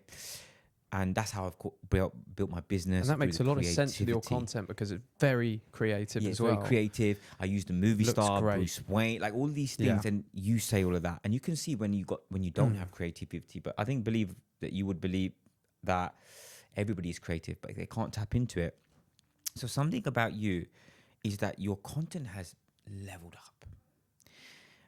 What are you doing different to be creative, and what would you say to some men that want to be creative? What would you do? Because your health is now dialed in, right? Your supplement stacks that you got, your sleep, and now you're focusing very heavy on your YouTube. Just the recent one where you came out looking like James Bond, and I just thought, this is great. The music was good. The one when you went away, when you was in Doha, was it Doha? I just went to Dubai, the Paramount Hotel in Dubai. For 5 days. You created, like, talk to us about this creativity, because this is the beauty of it. Like, we see you in shape. We see you as that fucking bad boy. We see you on the bike with the art of the bike that comes into the living room. But the creativity of you it's like, it's an artist. That's very kind to say, and I appreciate that. It's a highly ranked S tier compliment in my book. Because awesome. Because what happens is people don't see that. And I think actually I'm that person, that's probably me authentically as a true creative, quite sensitive person, and everything else has been armor that I've put on to manage this world. Of course you have to as a man. That you have to learn to manage as a man. You can't be really a super sensitive soul, but you can't let that creation be stumped out either. So that's what just the thing I'm passionate about, is making things. I think some people, if you are creative, then this is for you. If you naturally feel inside, you look back into your childhood and you think, yeah, I'm a creative. I love my movies and music and film and those kind of things and pictures and drawing, and you probably have some form of creativity, and this is for you. If you had that in your past, you want to rediscover it. And some people are just really, really good at other things. Very good, yeah. Like some people just are not interested in the creative side, and they're interested in more in systems or sales or the money side or different things. So either's fine. And if you're one of those creative that's lost your spark a little bit, there's a few things I have to do to stay creatively sharp. One of them is writing every day, 3 pages. Yeah, you've been doing that for a while. There's a book called The Artist's Way by Julia Cameron. Yeah. It reads like a course. She's the ex-wife of Martin Scorsese, filmmaker extraordinaire. Wolf of Wall Street, Goodfellas. Love that. Them films, they take me back. Wolf of Wall Street, Goodfellas. It's just that Jordan Belfort, when Leo was acting out as Wolf, you just think, fucking hell, what a fucking life. And then you're moving like Godfellas and you're like, want to be a gangster. And I'm like you when it comes to movies. When I see a movie like Scarface, I want to be Tony Montana. Yeah. I want to get the fucking gun out and start fucking going to Miami. It's that creative side of your brain. And then you go to Bruce Because you can go Wayne. into it. Yeah. You can be in it. You watch it like you're the character. You don't watch it like you're observing someone. You are the character when you're in that 100%. film. And that's where I think, like, guys like me, you're creative, and that's where some people don't have that creativity. That's like, what's his name? Heath Ledger.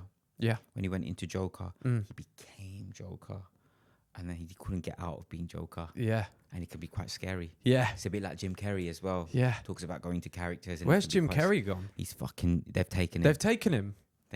That's not Jim Carrey. That is not Jim. I thought was the face, the hair. That's not Jim Carrey. Why did they steal Jim Carrey? That's wild. But yeah, the creativity is the morning writing practice seems very trivial, seems very stupid. Like, what am I going to write every morning for 3 pages? There's this concept I call the muse, that great ideas come from outside of ourselves, and the muse has to have time to contact you. It has to have this space where you're not thinking about anything else, where you're just freely producing. Yeah. Stream of consciousness writing, just whatever's in your mind at that time. I have this to do today. This is bullshit. What's your reasoning to? I don't drink energy drinks. I got to get off them, man. I have black coffee all the time, maybe 3. Thank you. Going into that, actually, I know we're going to talk about the creativity, which let's just carry on with the creativity. I want to ask you a few more questions.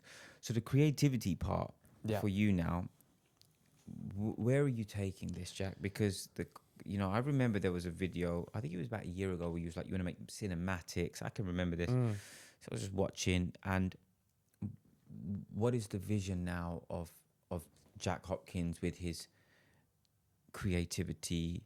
I'm thinking you're going to be a big producer. You're going to have Leo in your movies, and you're going to see the big, George Clooney there, and we got Jack just directing the movies. That's the goal. I have a feeling. That's the goal. Why did I have a feeling? Well, because you're so fucking ambitious, and you know what I love? It's just I knew it. I just knew that you're becoming a director, and I just said I know, like, from when I met you and who you are, your mind is here, but your fucking thoughts are there, and you're just like, I'm gonna go get that. If not me, then who? That's always a question I ask myself. It's like, so you've got this thing, you really want to do it, and it's your passion and it's what you love. If not me, then who? Who's more? Who's got a better start than me? Who should be doing it if not me? And then I think that it is possible. Of course, it's possible. I've got enough start to do it. I've got the equipment to do it. I can make my own films first. I can do them myself, and there'll be YouTube videos, and they'll be creative. And then I will finance probably my own first film to add into film festivals that I'll publish. Maybe like a short film, maybe 30 minutes. I can get actors in and stuff, and finance it myself, and I'll put it into film fests, and then I'll work from there. And that's what I want to do. And in the end, I do want to be an exec producer and probably a director on some movies. I love the process of storytelling. I love the world of it. The art. I love the art of it. Art is, when you're producing, it's art. Actually art. And the cinematography of it. The fact that it's project based is very fun to me. It's a project that you start, you work on, you get paid for, and then it finishes. It's these little evolutions. And for me, that's very interesting because I get bored easily. But film isn't boring because there's a new thing to make. So you can't get bored New of ideas, it. yeah. It's not like you're doing the same thing over and over again. It's a mini project. I work very well that way.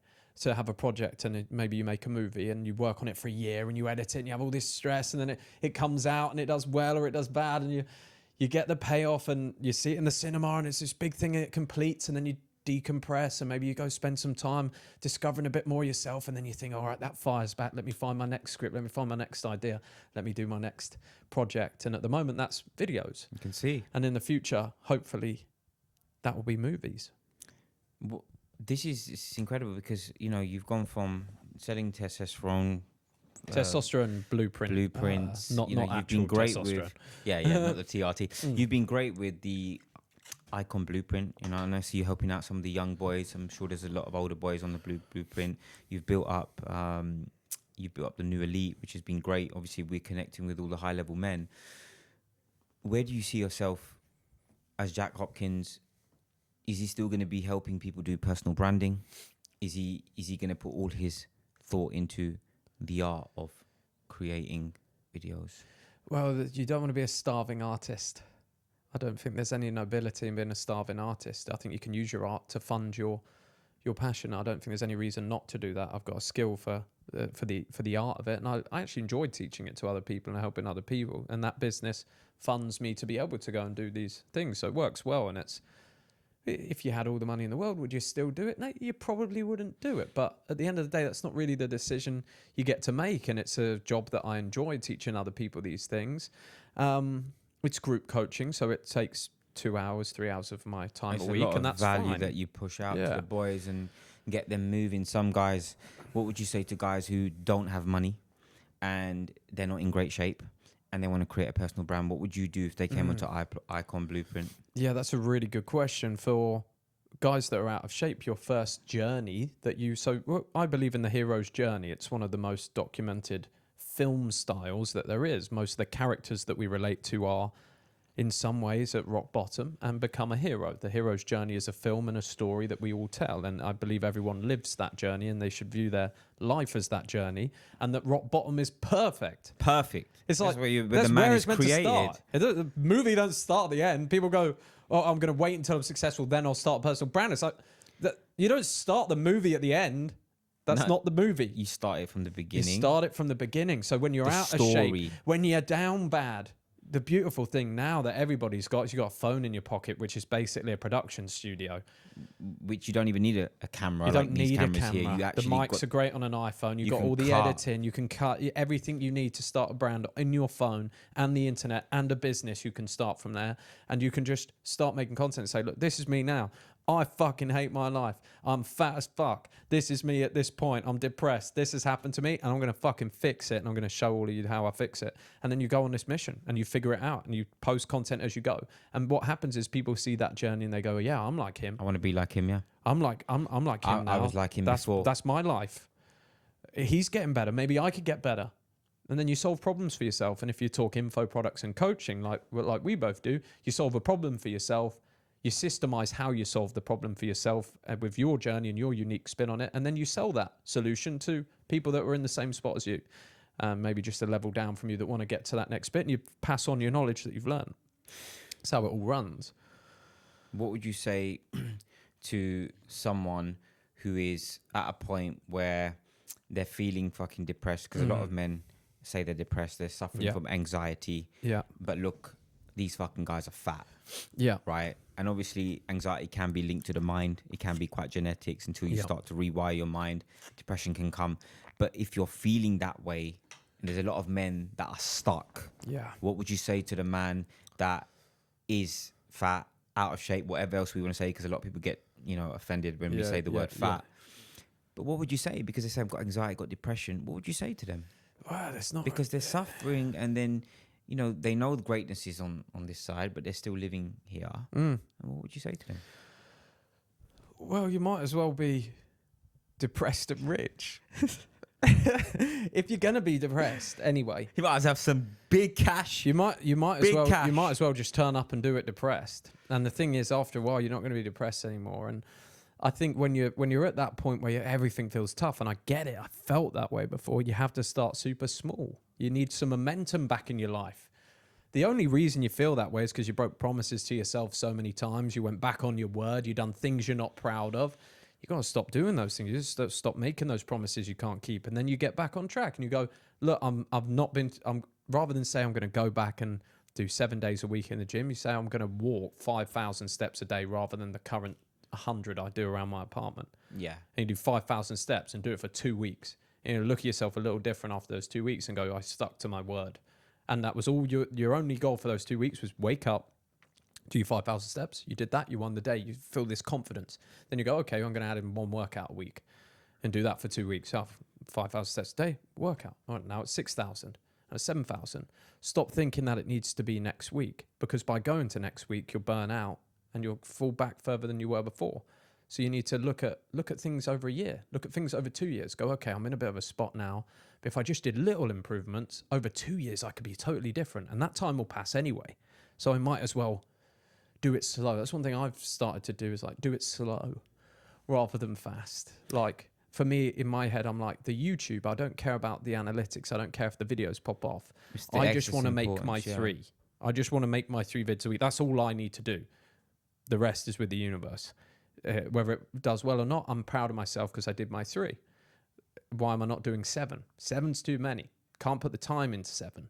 At this 3 that point.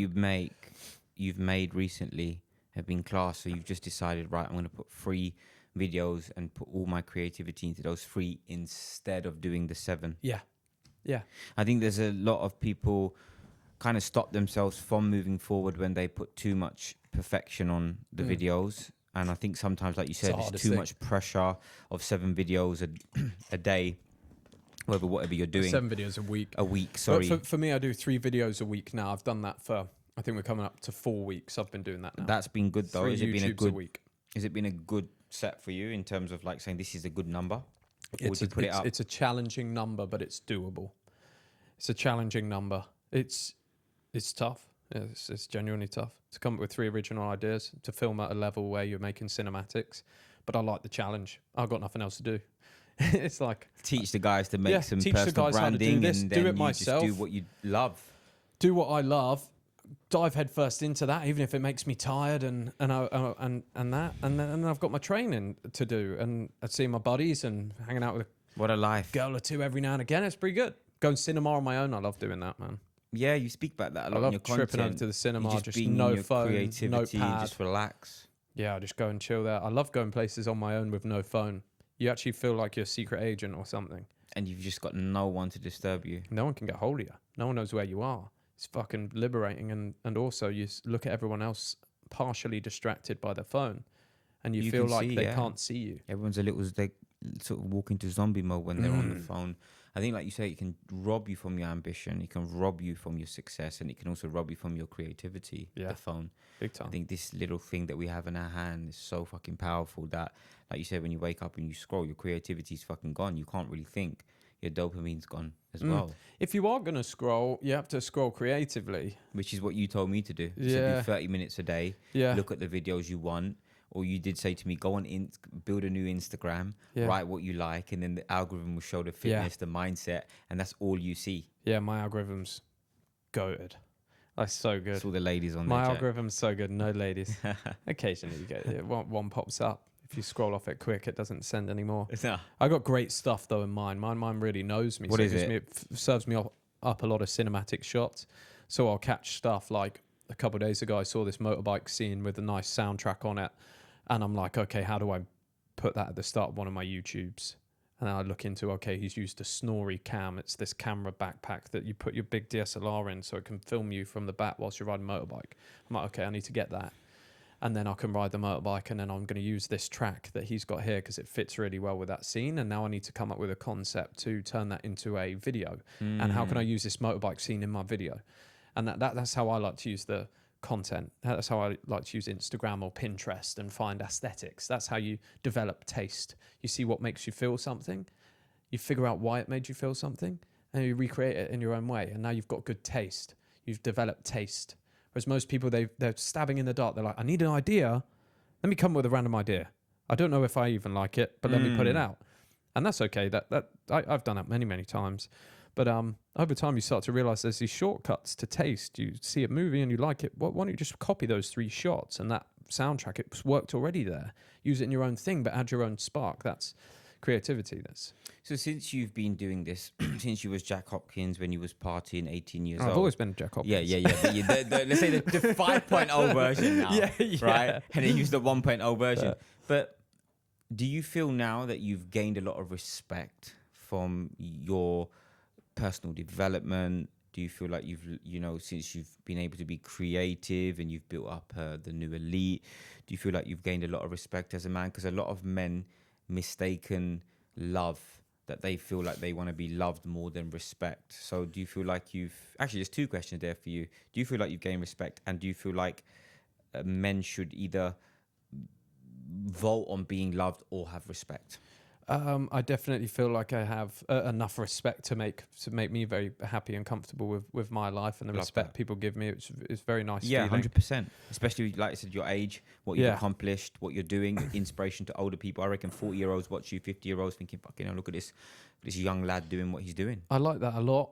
At the end of the day, though, it's fickle, and it means very little compared to the feelings you have about yourself. 100%. That's the you most. Mentioned that that's on the most video. important, because I also understand. I've been on social media for years. You have good periods, you have bad periods. For me, it's got to be love for the art. It's got to be love for making it, and knowing that you love it and you're doing your best, because audiences can turn on you.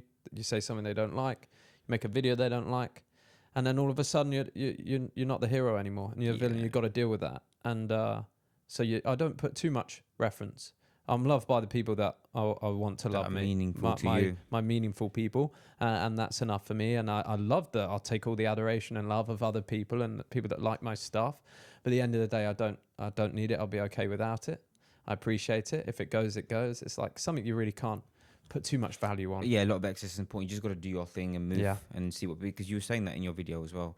A lot of men get the validation of women, of a woman loving them, or they've slept with a girl and they've said, I'm a G, and you get validation from that. Oh, yeah, you start feeling that start dopamine feeling peak the up. fucking man, and you're like, I pulled this girl and I'm this, I'm that. My God.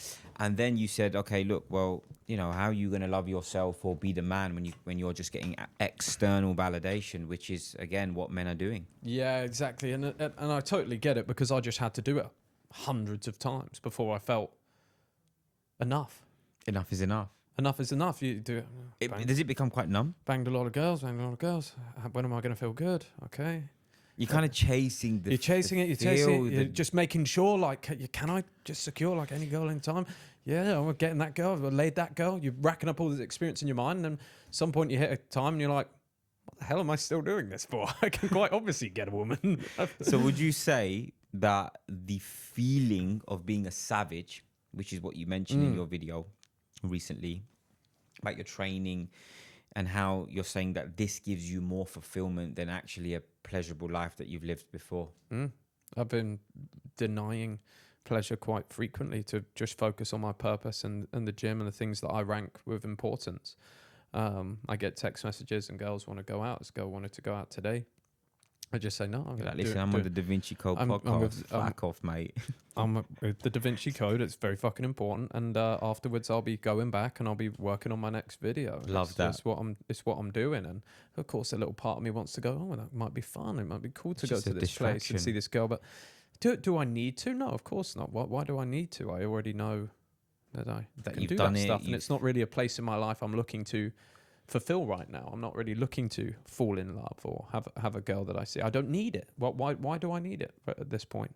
Maybe one day my opinion will change and I feel I do, but at the moment I'm very happy with what I do. Yeah. So what would you say to the man that is trying to find his purpose, trying to be on a mission, but also pedestalizing the ladies and getting distracted by them? What would you say? Because I remember you said on one of the videos that, you know, it's still okay to be going on the dates and whatnot, but don't make it a priority. But some men are. I still do it.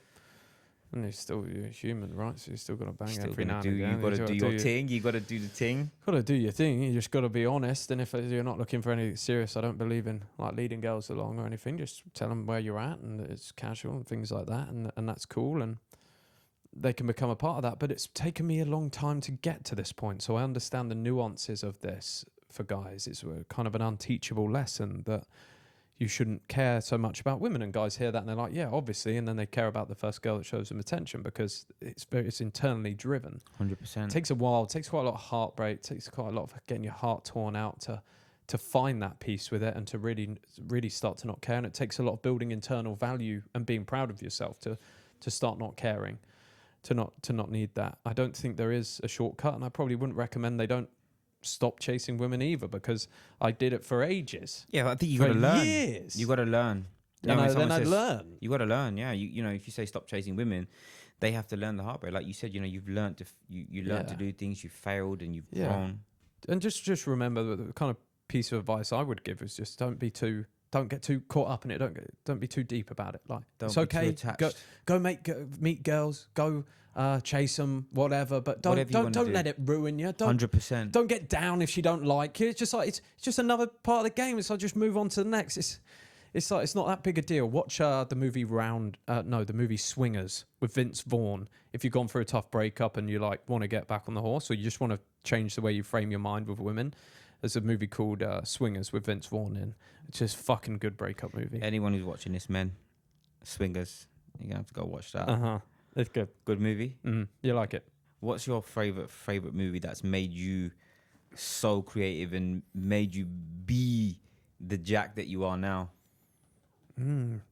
Movies that have inspired me the most, I would say I really love the movie Prestige. I don't know if you ever saw that. Never seen it. That was Christian Bale and Hugh Jackman. Okay. Oh, you gotta watch it, mate. If you haven't, it's what's it about? It's one of the same director as Inception. What's his name? Oh yeah. Inception. I should totally. Christopher Nolan. Christopher Nolan. Yeah. Dark Knight Rises, Christopher Nolan, Prestige.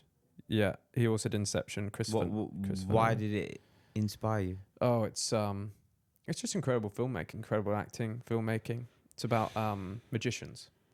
Yeah. It's about two competing magicians looking for the best trick. It's a very great movie. I love Point Break. You ever see the original Point Break? Fuck me. That's awesome. Because a large part of the Point Break, the original, Keanu Reeves and this band of bandit surfers. What a legend. Yeah, he's awesome. Matrix and so cool. John Wick. John Wick was a great movie as well. I've only seen one of the John Wicks. I haven't seen any of the others. I might have to watch all of them. Yeah. Point Break I love because it's about this adventure lifestyle, this high octane lifestyle. That's what you are as well, isn't it? Yeah, it's kind of drawn to me. Others. It's always so hard when you put on the spot. Oh, I've got a bloody list. That's all right. Have you got this? There's this app. I think one of them was gotta be Wolf of Wall Street for you, mate. I mean, I think that Wolf kind of of went Wall down Street was life changing. I actually watched Wolf of Wall Street for the first time in the cinema at What a 13 film. years old. What a film! I snuck into it. Really? Yeah, with a friend. my friend Piers. We basically went to the cinema. My mum dropped me off. We bought a ticket for this dinosaur movie that had just come out, and we walked into Wolf of Wall Street instead, and we sat there and watched it. And I must have seen that movie 15 times. That was entirely responsible for me chasing completely the wrong things. Wow. And that's what took you there. Yeah. At 13, Yeah, right, I've got to do you this. just admire it. And Yeah, you're you like, admire oh my it God, when he's on the this is mic and fucking he's awesome. he's just juiced up and You're he's like, like, this is what I should do. That's why I Yeah. went to call centers and All the stuff. I money, just the thought it would be like Rolex. that. It wasn't like that in the end. I think this- that when you go to just the right the app. call centers and the estate agents, you think it's going to be like Wolf of Wall Street, but it's nothing like that. It's nothing like that. No, it's not. You got to make go way into less Wall money and Street. it's shit. Yeah, but it was like that in the 80s, Yeah. in the 90s. It was crazy. Oh, so here we've got this thing called Letterboxd. It's an app that I Okay. use. You can rank all your movies that you've ever seen after you watch them. You rank all your movies. So I've got 90 films ranked, and then you can add me on Letterboxd, and you can see my top ranked The films top and ones. watch mine. I can watch yours. We can recommend each other stuff. See if I got a username. Jack Hopkins CEO. I'll if have anyone to add wants you on to, that and check that out. If anyone wants that, yeah, and I'll add you back. recommend the movies. So my tops at the moment, most recently, Marty Supreme got a 5-star from me. A new movie. Okay. Timothy Chalamet. You seen it yet? No. Oh my God, bro, you'll love it. I like, so the movies recently, I haven't been into the movies. So the old school movies, is it an old school one? Hmm? The one that you just said is it No, old it's school? brand new. Brand new, so you Yeah. haven't. But I'm going to see Michael Jackson today because I fucking love MJ. Oh, that's awesome. Do you like MJ? Who plays Michael Jackson? What's his name? He's Michael Jackson's Is it- nephew. It's Michael Jackson's nephew. Really? And he looks great. He's dancing like Okay. him. He's done well. Oh, I gotta see Jermaine that. Jackson's son. What- So it's what- Where do you go? Which cinema? in the Dubai Hills. Oh, So I just got so everything. good. It's just come out. It come out on the Platinum 23rd. Suites. Yeah, and just get the sofa, get the food. So good. Do you get the man. food there as well? Yeah, get food. I there. love it. I get just the chill. I get the Philly cheese. There's a burger. There's the sandwich. burgers as well. Fucking good. Oh, I have to get that. Love that. I get fucking sweets in there and shit. Just It's like munch it's a up. nightmare. You yeah. can with the I have the physique, boy. minstrels. I love minstrels. They've got them Galaxy minstrels. Do you put the minstrels in the popcorn though? No. Oh no, mate, Jack, you ain't fucking living. What type of popcorn do you get? Jack, you're not Cheesy living, or? mate. Let's call this podcast off Yeah. now, mate. Yeah. No, I'm joking. Get the popcorn. Yeah. And put the fucking minstrels Fire in the there. minstrels in the popcorn. And shake the popcorn. And then And you every get- time you get the sometimes you get a- minstrels and the popcorn together, the feeling of it is incredible. Do you to get taste. cheesy popcorn or you get sweet? Or salty or? I'm not sure. If I they would got- actually use the cheese. I would do the cheese and the minstrels together. I think cheesy that could popcorn? be. What's Yeah, I cheesy get pop- cheese. I get cheesy cheese popcorn? flavored popcorn. Yeah. Wait, I That's didn't my know they had favourite, cheesy yeah. pop. No, I Yeah. thought it was just the sugar They and got salt. caramel. They got sugar. They got salt. Oh, they and got caramel as and they well. got cheese. Cheese is great. Jack, you're a very different guy. That's I'm a why different- you're I'm a very, different very guy. different guy. I do love a bit of cheese, but not on the popcorn, my man. I'm a crazy cheese man. Love that. Jack, what would you say for a man that wants to become a savage? What does he need to do if he's coming from a weak background? He's always got the self-sabotage mindset. What would you say to him and how would you help him? You got to figure out, and you got to prove to yourself that you are tough, and you are.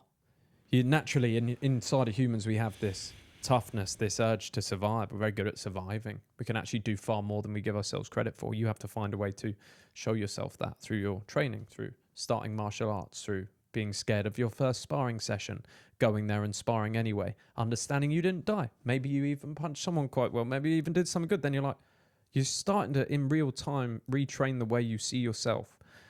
That's what becoming a savage is. Over time, you gather this mindset of, I can do anything I put my mind to. You go and set a run, or you've never run before, you go and do 20K.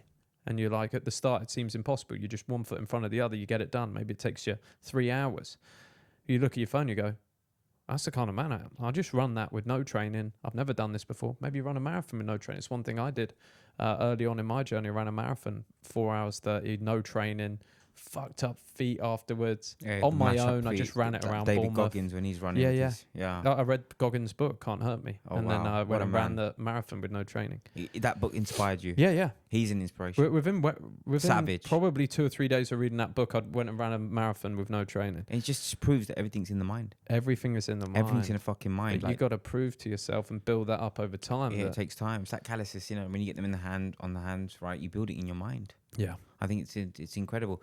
So for you now, what do you feel is going to be next for yourself in your personal development? What's next? You said you want to put, what, 200 pounds on? Yeah. So 200 pounds? So And are you going to do any more boxing? I'm You 82 kilos at the moment, so I need to gain 8 kilos of muscle. That's obviously not easily done. have to have all the steaks, mate, and That the takes fucking butter. time. So that'll probably be by the end. I'll try and do that in a year, maybe. In a year's time. Yeah. That journey, you're going to, obviously, lean is law, which is what you say a lot. Lean bulk. A lean bulk. Oh, so you're going to, so how many calories you're now at the moment? 4,000. 4,000 calories? Yeah. Yeah, because you're doing a lot of running. A lot of running, a lot of steps, a lot of training. 10,000 steps, right? Sometimes me and Max will go gym train for 2 hours, pretty much non-stop in the gym. So, what's your routine? I've got a pretty good routine at the moment. I just dropped, on last night's vid, I dropped Savage Protocol, 90-day Savage Challenge, 99-pound challenge. My entire workout program, nutrition, basically a training challenge for 90 days. Guys. Yeah, 4 eggs is in there. Is your supplement stack on there as well? Supplement stacks in there. Few exclusive modules, what the challenge means to become a savage, and just following our program. So we do a push-pull legs, arms. Yeah, wicked. Because you said you wanted to get your legs bigger, right? I mean, your legs are your weak point, and you wanted to get bigger arms. Bigger arms. I always say that as well. Arms, like, you know, you was talking about the aesthetics, or we call it a movie star body, but like having the shoulders, you've got very great shoulders. You also train in neck as well. So I think it's very important that like, you know, when you're leaning down or want to be in great shape, it's not about the bodybuilder look. I don't think that's an attractive look. I think what you're saying, what we're doing is like being into that, you know, aesthetic look or the movie star look. And you was talking about the shoulders, the lat. You was talking about having a thicker neck. This is what brings out the physique, and it makes you fucking feel attractive and feel fucking good. And it's an amazing feeling when you start to sculpt something and see it working, and you look in the mirror and you look different, and you're literally a sculptor sculpting your own body. I'll tell you whose physique inspired me was Jack Reacher, Alan Richardson. Yeah, powerful. Fuck me. Powerful. It's not a bodybuilder physique, but it's huge. It is huge. Huge physique. But I'm like, holy shit, man, that is a fucking physique and a half. That is crazy. I just think you do get more attention when you're big. Like, you're not bodybuilder crazy big, but when you're noticeably big, that big, at a bar, you would be surprised by how much women like it. The amount of DMs I started getting recently, inbound from women being like, holy shit, just take me out and do me. And I'm like, fuck it, these fucking old bags. And I'm like, and it's like, wow, that's from my physique. Like, that's how powerful it is. This is what I say, obviously, in my content as well. I say to men, we deal with a lot of people who are married in relationships, but I say, men, if you're struggling to get laid, you're struggling to go on dates, get your physique on point, work it out, and the amount of attention you get. Again, we're not doing it for that, you're doing it for yourself. But if you want to, it's a good byproduct. It's a fantastic byproduct. What would you say is the best book that you could recommend to a man that wants to change his whole life, and that has to be in terms of his whole self-development? I know how you said earlier, I have an understanding of myself, that I'm quite self-aware. That self-awareness and the understanding of my emotions and feelings came from Awaken the Giant Within, from Tony Robbins. Tony Robbins, yep. There was a section in that book, I remember writing out what feelings really mean and what they identify. When I feel anxious, it means I need to take action on something. It is my body getting prepared to start doing something to make my life positive. It gave me a very good understanding of what my emotions meant, and how I was meant to properly respond to them, and what it meant to build areas of my life and have confidence in myself again.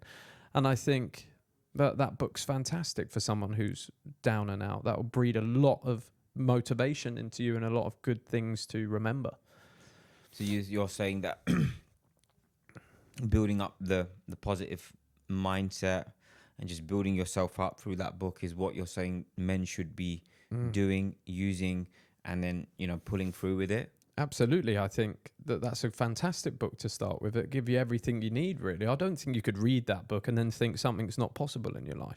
I love that mindset. It'll inspire you to a crazy level. And I think that's really powerful at the start when you maybe need that inspiration. I think the great thing about you, Jack, is your belief on your own abilities is incredible. And I think a lot of people that are watching this, my followers, obviously your followers, know what sort of man you are. But your belief is incredible. Like you might say, you know, sometimes I feel the fear and whatnot.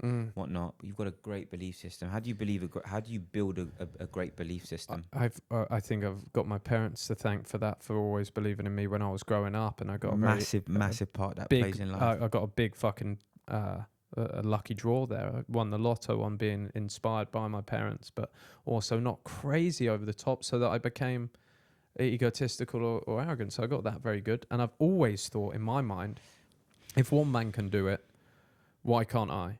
I agree with that massively. But what's so special about that guy? Exactly. You know, he might have different genetics in weight training, or, you know, he might have a different part of his mind or his upbringing. But what's the difference? 100%. We're human beings. Yeah. We've got a mind. Has there not been people before that had adverse genetics but still Still trained harder smashed and it became and the looked person, good. or the person that we didn't think would be successful that became successful? There's so many. You can try and say to yourself it won't happen to you, but if you look at the world and how it pans out, yes, sometimes people win with all the gifts, sometimes people with all the gifts lose bigger than everyone else, sometimes someone with no gifts wins, sometimes they lose. It's just up to the person and the mind. You're so right, because when you're gifted or talented, they would say, you lose the fucking, because you're so gifted and talented, you don't actually have to work hard. Yeah. So then you start to become, you start to become sloppy. Yeah. But if you don't have the best genetics and you know you're not as good, you become better. Yeah. Yeah. I've seen it a lot of times with guys. Like, because they get pussy so easily when they're younger, because they're so handsome, well, good genetics. They don't have to try. They don't have to really go gym. They don't have to build any money or finance. And they get stuck in this cycle of women always wanting them, but they never find the purpose. That they're actually robbed of something a little bit. They're these pretty boys that can get pussy whenever they want, but they didn't build their own. That was their whole internal value system. 100%. They're hooked to that. That's how they get their value for themselves. Whereas a guy that maybe didn't have that, he knows, all right, I've got to get in girls don't shape. like me. How am I going to get to a point where I can even get a girlfriend? I'm going to get in shape. I'm going to try and make some money. I'm going to try and do a sport and be a bit tougher. I'm going to dress better. And what you don't realize is through trying to achieve that thing, you become this new person with this new mindset. Yeah. And that's actually the fulfilling part of that Of whole course. whole experience. And that goes into saying, like, what do you feel to be that man? What do you feel like you need the trait wise, in terms of, you just mentioned it, your clothing, your physique, your leanness? What do you feel like you need to be the top optimal man? You got to gain experience, I think, in all areas. You got to go and do something. Don't sit in your room and wait for the world to come find you. Fucking lot of men wanking to fucking porn and OnlyFans and making girls go out rich. there and get it. Take some fucking risk and just go out there and chase it. Go to a new place. Be shit scared. Go to somewhere where you could fucking die or have a cool story. That's what being a man was all about. Love that. Exploring, conquering. There's nothing else to do. And now everyone's just secluded at home. Yeah, secluded. Oh, how do I get rich at home? Like, or rich quick or something like that. Go and have some adventures. Be someone that people can say, did you hear what this guy did? Yeah. This is fucking crazy. You want to be big on social media? Go and do something no one else does. That's another thing. It's like people want to start social media, but they don't want to have a story. No, they don't. They want to sit in their room and say things they've read from books with no life experience, and people to see them as the person they should listen to. And although sometimes that can work, and you might have a unique point of view. I'm not saying you can't start from home, but try and find something in your life that has some story to it. Even if it's getting in shape can be your first story that you can do from home. It's anyone's But story. something. There has to be some transformation for... There's got to be a transformation, a journey. That goes into suffering. Yeah. Talk about that a lot. Oh, I think a lot of people get suffering quite wrong. When you say suffer, people think death, or people in the family, people think, oh, you got to suffer in terms of, like, you see the suffering in the wars and all that sort of stuff. What is your definition of suffering? And you mention it a lot. And why can suffering make a better man? Suffering is all in the mind, and adversity is a gift, in my opinion.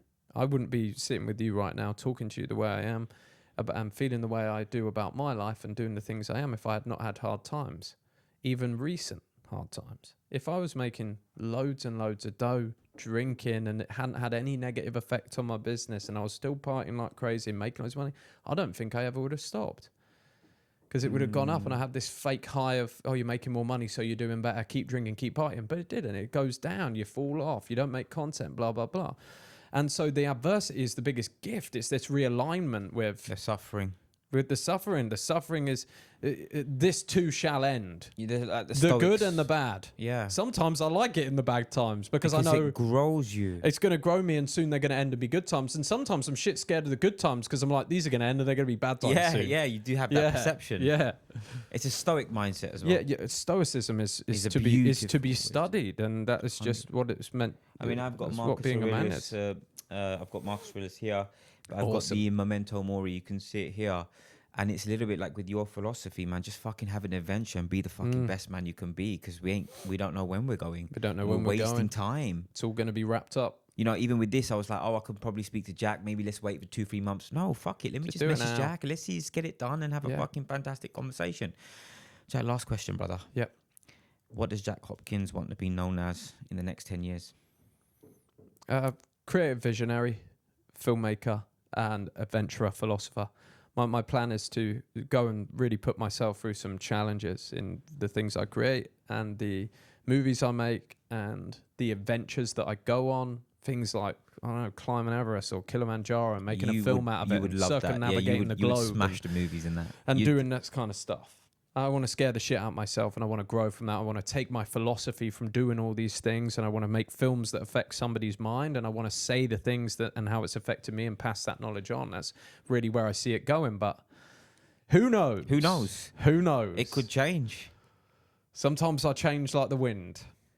And before you know, maybe I'm boxing again or something. But as of right now...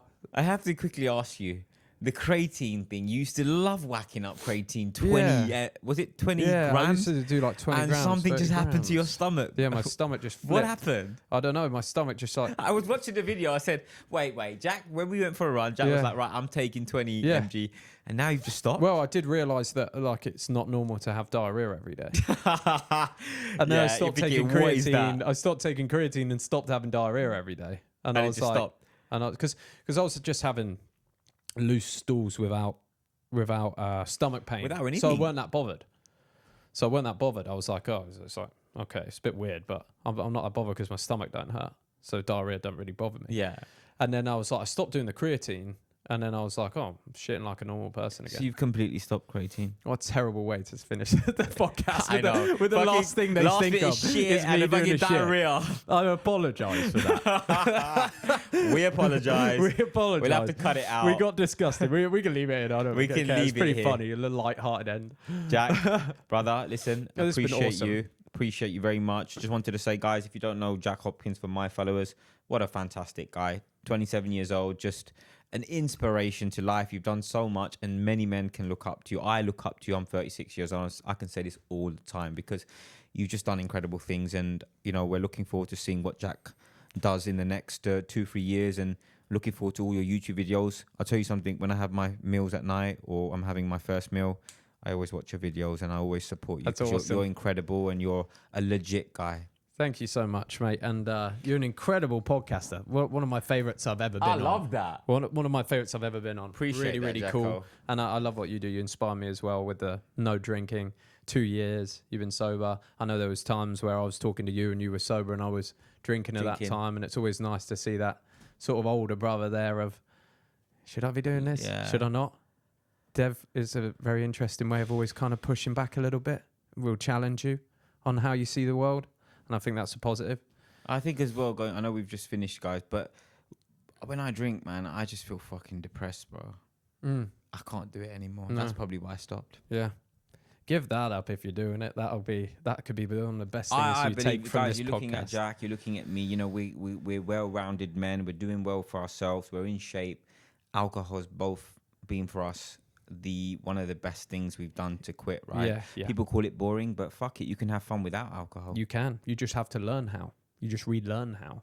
Yeah. And you start actually enjoying it more. I can't even imagine going and ruining a time by drinking alcohol now. That's how I think of it.